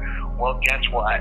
I have created a board game called Constitutional Law Scholar. I have a little bit of the blanks to fill in, but I'm going to have the entire game on paper so I can translate it into cards, much like the Trivial Pursuit game of the 1980s and the 90s, that box of cards you got. But this is U.S. Constitutional Law Scholar board game, and it's played differently than just on a board. It's completely different than that. But I'm not going to go into too many details, but it is super exciting. If you ever wanted to learn the United States history or constitutional history, this thing that I've created is so interactive. It is so cool. If you're just a person who wants to learn history or play a history game, or if you're homeschooling your kids and you want to teach them history, if you are a school and you have a classroom full of students who want to learn history, if you're a bunch of 40-year-old dudes sitting around who want to learn history, I have created the most interactive, badass game you have ever seen. And this next week, I'll have a lot more knowledge because someone is sending me in the books that I requested. And so let me take that time just to take a segue here and say thank you. I've gotten your letters. I've gotten so many letters from John, from Joe, from Eric, from, oh man, I don't want to miss anybody's names, but I always do like people's names. And then you guys sent me books as well, but I don't know who the book comes from because it has to come from a publisher here in Vegas or it has to come from Amazon directly. You can't just send me a book from your house. So I don't know who sent me this book called Probable Cause, but I want to say thank you for that book. And I want to say thank you for you guys sending me tons of letters. I mean, I really appreciate it. You guys can put the address up there in the edit, but thank you so much for sending me letters. It brings my spirit up so much. However, I'm just so excited about this new game that has really sprang to life as I've been locked up in here because I have to spend my time doing something. I'm always a productive person. And so I spent my time creating this board game for you. And when I get out of here, I will have it completely done within 30 days. I'm going to make 1,000 copies and I'll have them out within 30 days from the time I'm released from this dungeon. And then other thing that I kind of want to briefly talk about here is Stockholm Syndrome. I want you guys to research, Google, look up Stockholm Syndrome because I am living it. I'm absolutely living it. I don't want to go into too much detail because I want you guys to research Stockholm Syndrome yourself, but because I'm such an empathic person, because I feel the plight and the pain of others, I put myself in other people's shoes and see how they see it, I'm definitely going through Stockholm Syndrome. I absolutely can't stand it. I hate it. But that's what's happening to me right now. I've also decided to change my diet while I'm in here because the food is absolute slop. It is horrifically bad. It is like the lowest grade of food ever. And so now I'm doing is just eating the vegetables on the tray. That's all I'm doing. A couple of you guys sent me eye care gift packages. There's a website called Eye Care Gifts. thank you so much. I'm trading the food that you sent me through iCareGift to other people for bottled water, because I can only order 3 bottles of water at a time, so that's what I'm doing with that. And, you know, I'm going through some stuff through the legal process here. There's some legal things going on. I will let Michael Eline tell you what's going on tonight on the channel when he goes live. I don't want to get into it too much because I don't want to give it too much credence, too much attention. You know, there's always people in the world who are going to be, you guys can see it, there's people who celebrate me being in jail even though I've committed no crime, I've hurt nobody, no restitution is due, no property is damaged, nobody is hurt, nobody's bleeding in the street, there's no babe weeping, there's no one crying they've been stolen money from, nothing. I'm an innocent person in jail, but there's still people who celebrate that I'm in jail, which is just, that's just, you know, but that's not going to be me.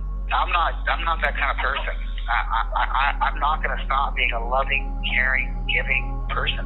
I'm going to continue to be who I am. And the best gift that I could have done for the world is created this game, U.S. Constitutional Law Scholar.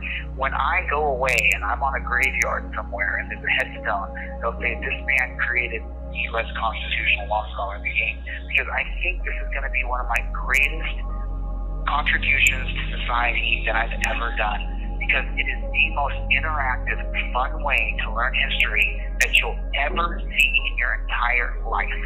You will never play a game that's more fun and more interactive that you can play with 7-year-old kids or 70-year-old men. It doesn't matter. I have been sitting here for a month and a half, and most of the time I'm walked down to a bed with a desk at it, and I just have my pen, my paper, and my brain.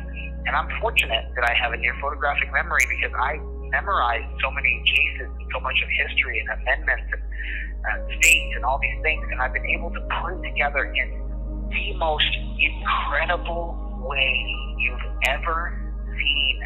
It didn't take long, to be honest with you. I've had the concept in my head for a long time, but I hadn't just sat down and said, okay, what are the nuts and bolts of this and how does this work? How do you learn history by playing a game and it's fun? How do I do that? And how do I make it so it's not too hard for people? Because that was the big one. How do I make a game where if I want you to know the 1883 case of Pace versus Alabama, if I want you to know that case, how do I present it to you in a way that you can learn Pace versus Alabama and at the same time it's interactive and it's fun? And I figured that out. And so I've given you my word. Within 30 days of me being alone, I got to live through this first. There's lots of people who leave this dungeon feet first. So I have to live through this first. It's very real and it's very scary. But optimistically, if I can have some optimism here for a moment, someone put a ray of sunshine on my face, please, because I have not seen the sun since March 17th, 2024. Not one beam of sunlight has hit my face since that day. So that really makes it, I've only been here a month and a week. Regardless, I've created something that I think is going to stand the test of time. Because Trivial Pursuit was created, I think, in the late 80s. And that game is obviously dated. Nothing against it. I love playing that game. But they had current affairs and they had science. And some of that science now has been debunked. And some of those current affairs are they're just no longer relevant to our society. But U.S. Constitutional Law Scholar, this game I created, it'll be relevant for the rest of my life and the rest of yours, because history is not going to be changing. Remember, there was a bastardized version of history created by a guy named William Archibald Dunnan, who partnered with the Sisters of the Confederacy to write a whitewashed version of history. And I'm sorry that that's true, but it is. This is the unedited version of history where you truly learn. I'm talking the learning factor in this is 100 times. It is 10x, 10x, 10x.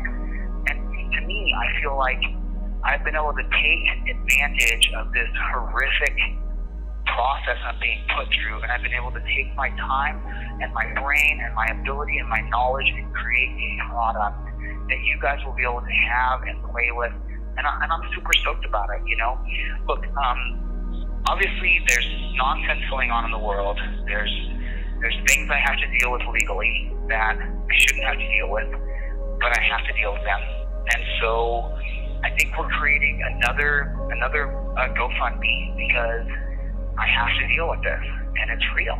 And so I don't want to give it too much credence, and I don't want to give it too much credit. I don't want to sit and talk about it. And Michael Eline, I don't want you to sit and harp on this either. I want you to talk mostly about my upcoming case on May 1st, which is another obstruction charge in Las Vegas.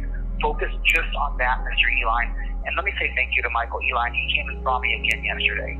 And that guy he's a warrior for freedom, for liberty. If you guys have a case where someone got hit by a car or a car accident or any kind of case like that, hit up Michael, because he is doing, well, for me as a person, he's been a saint. He has been helping me. So, and to my team, there are people on my team, I'm not going to say their names, my friend in Cali, my friend in Pennsylvania, my friend in San Diego. There are people who have just helped so much. My friend in Texas, my friend in New Jersey, my friend overseas. I have so many people who have helped me, and I just want to say thank you, because I'm taking the most advantage as I can of this time to be creative and to be productive. And for the letters you guys have sent me, every day I get letters. I get 3 to 6 letters every single day. And don't stop writing. I appreciate it. Thank you so much. You can send me to Jose De Castro 1669561 DC, and then that's going to be PO Box 43059, Las Vegas, Nevada 89116. So thank you for sending me letters. They actually bring my spirit up and my soul up. I didn't think that just getting a letter with hand-scripted words on there. Some people just send me a letter and they say, "Hey, Chille, we love you, man, and we're thinking about you, and this is wrong, what's happened to you," and we don't stop. And that's the whole letter. Dude, thank you for sending that. Joe, I got your letter. John, I got your letter. I'm not going to remember everybody's name, especially when I'm just rattling for the daily update for April 25th. But I do want to say thank you for sending me letters. I really super appreciate it. My friend Alan, my friend David, my friend T, there's people, and you guys have put money on my books, and you put money on my phone, so I can always go to commissary and order something, and not everybody has that opportunity. There's people in here who don't have anything at all. Nobody puts any money on their books. And you guys are actively doing that for me consistently. And I just want to, from the bottom of my heart, say thank you to you guys who have done this. And of course, I'm going to make some constitutional law scholar games available for people who are super low income. Because the game itself, it'll cost money to get it, but I will make some versions available. The exact same version as the one that's regular. And I'll make it available for low income people so that you guys can use the game as well and play the game. And that's all I can do is just keep doing what I do. And listen, I'm not walking around in here skateboarding through here and be like, yeah, this is great. When I talk to you guys on the phone and I give a daily update, I've got to pull my spirit up. I've got to pull my attitude up. I got to pull my head up and say, you know what? I'm addressing the people, and these are the people who love me and support me and who are on Team DLC. And so I pull up my spirit and I say, you show them that you can't be broken. You guys saw me in court. That was after I was in the hole for 5 days. I told one of the guards last night that, this is part of the Stockholm Syndrome I was telling you about. We had a conversation last night, and I said, I'm going to end this 23-hour-a-day lockdown. Do you know that I don't remember my hearing? When I was brought before Judge Zimmerman for the second time for my appeal bond, I don't remember any of it, not a single word of it, because I had been put 23-hour-a-day lockdown. When they pulled me out of that lockdown after being in there for 5 days, I think I was crying before I even got halfway down the hallway, and I didn't even know why I was crying. I just knew I was scared, and I was tired of being locked in this tiny little room. And I don't remember any of it. My brain cells over that 5 days had shrunk. They don't give you a pencil, they don't give you a book, nothing. You just sit in this tiny cell. And then once in a while they throw a cellmate in there. Sometimes that cellmate makes it worse for you. It makes it a lot worse. So I was telling this guard last night, you guys have given me a new part of my mission, which is to end the 23-hour-a-day lockdown. Now, this is definitely hell where I'm at, but there's nothing like 23-hour-a-day lockdown. Nobody should be treated that way. Nobody should be treated that way. And I tell you what, I'm gonna end it. And I'm gonna do it with you, and we're gonna do it together. There's no way a person who's in the dungeon for a misdemeanor charge, there's no reason. You have 1 minute left. There's no reason in the world they should be locked into a room for 23 hours a day. We got to change it. So I'll try to end on a positive note. Thank you for your support. I appreciate you. If you sent me an eye care gift or if you sent me a book, I don't know who you are. No name comes on it. So let me just say now, thank you. For your letters, thank you. For your support on my GoFundMe, there'll be another one tonight for the new charges I'm facing for obstructing justice May 1st. Thank you for your support. I really appreciate it. I love you. We don't stop. I'll see you when I get out of here. Thank you again. I'll see you on the next one. Later, Gators. Hello world, today is May 1st, 2024. My name is Chille Castro. I'm a journalist who's been wrongfully imprisoned in the Clark County Detention Center. Please send in your petition to the Clark County Courthouse care of Ann Zimmerman and tell her to release me in the name of justice. It is absolute tyranny that I'm in this jail. Today is an open letter to the traditional or legacy media that has been covering and following this case. I would like to ask you now, if you're going to write about me, do it right and tell the whole story. So far, you printed twice that I called the bailiff a pig. Yes, I did. He behaved as one, and if I could do it again, I wouldn't have said that in a court of law. But why don't you talk about my endless devotion to teaching the rule of law and how I teach that the rule of law is the only standard in any democratic society that could possibly work? Why don't you talk about the reason why I'm known and why millions of people watch my videos and participate with me every single day? I've been locked in this dungeon for 6 weeks, and you guys have not covered that the last 10 cases that Ann Zimmerman tried with the exact same NRS codes, she did not put anybody in jail. Why haven't you talked about that? I am known because in 2020 I built a timeline called The History of Institutional Racism, and I put it on a wall made of paper and glue. I'm known because when I started on TikTok, 100 million people watched my videos in the first month alone that I started teaching. Further than that, I teach the foundation of law, going back to understanding what the social contract is, the first being written by Thomas Hobbes, and then on to the social contract written by John Locke. The social contract literally means that the rule of law. Not only am I all for the rule of law and do I teach it, I believe as Thomas Hobbes taught in his 1651 book called Leviathan, without the rule of law, it would be Bellium Omnium Comptet Omnes, which stands for a war of all men against all men. We must live with the rule of law. That the main virtue of this life is morality, and that morality is a man's right to think. If you do not think, then you are not alive. You are a sack of meat, giving up your arms and limbs and actions to the will and the policy of another person. Your life is not your own. You have been bought, paid for. Just don't think and let another person's policy control you, and you've given up life. Additionally, you keep printing that I confirm what Ann Zimmerman was saying about me, and that's not true. In the courtroom, when I looked at Ann Zimmerman and I gave her 2 thumbs up, it was not in agreement with her, but I was mocking her ridiculous statements she made about me. She was speaking for me on my behalf. I have not said the things she said. I do not endorse her summary of me. Look at the source, a tyrannical, unprincipled, biased judge. Yes, I have said that I do hate cops, but I don't hate the man. I don't hate all people. I don't hate humanity. I love humanity. What I despise is men who have turned off their brains and repeat despotic statements like torture cuffs aren't supposed to be comfortable. We could change torture cuffs right now with the camera. Most people, over 90%, are never going to attack a cop. Even higher, 98% of people are not going to attack a cop. Officer safety has created a slave chaining operation that too many have just simply blindly accepted, and we can change it right now. With the use of camera and tracking devices, we can get rid of slave chain cuffing people immediately, and it can be changed today, now, right this second. Why don't you guys talk about my ideas instead of just trying to paint me bad? Why doesn't the legacy media mention the countless hours I've devoted for calling for nonviolence, and the fact that I've stated numerous times that if I witnessed a cop being attacked and losing, I would step in, help him, and I would stop that? Why? Because rule of law must not fall. We must adhere to rule of law, or we turn into a lawless society full of barbarians.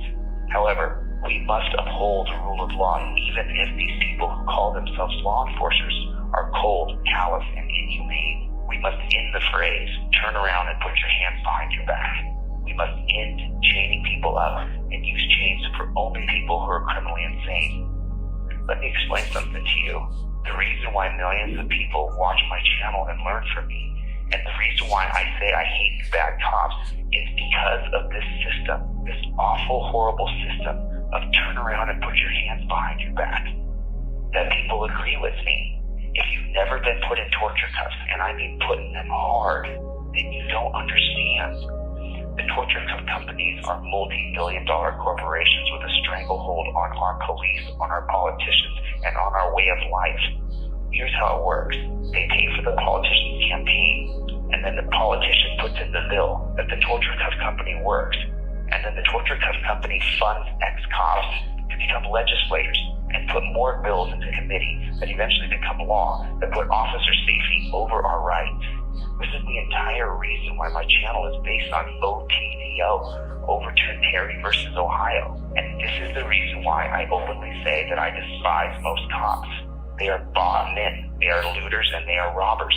They are following policies and legislations where they turn off their brain, and the policies and procedures are despicable, inhumane, and barbaric.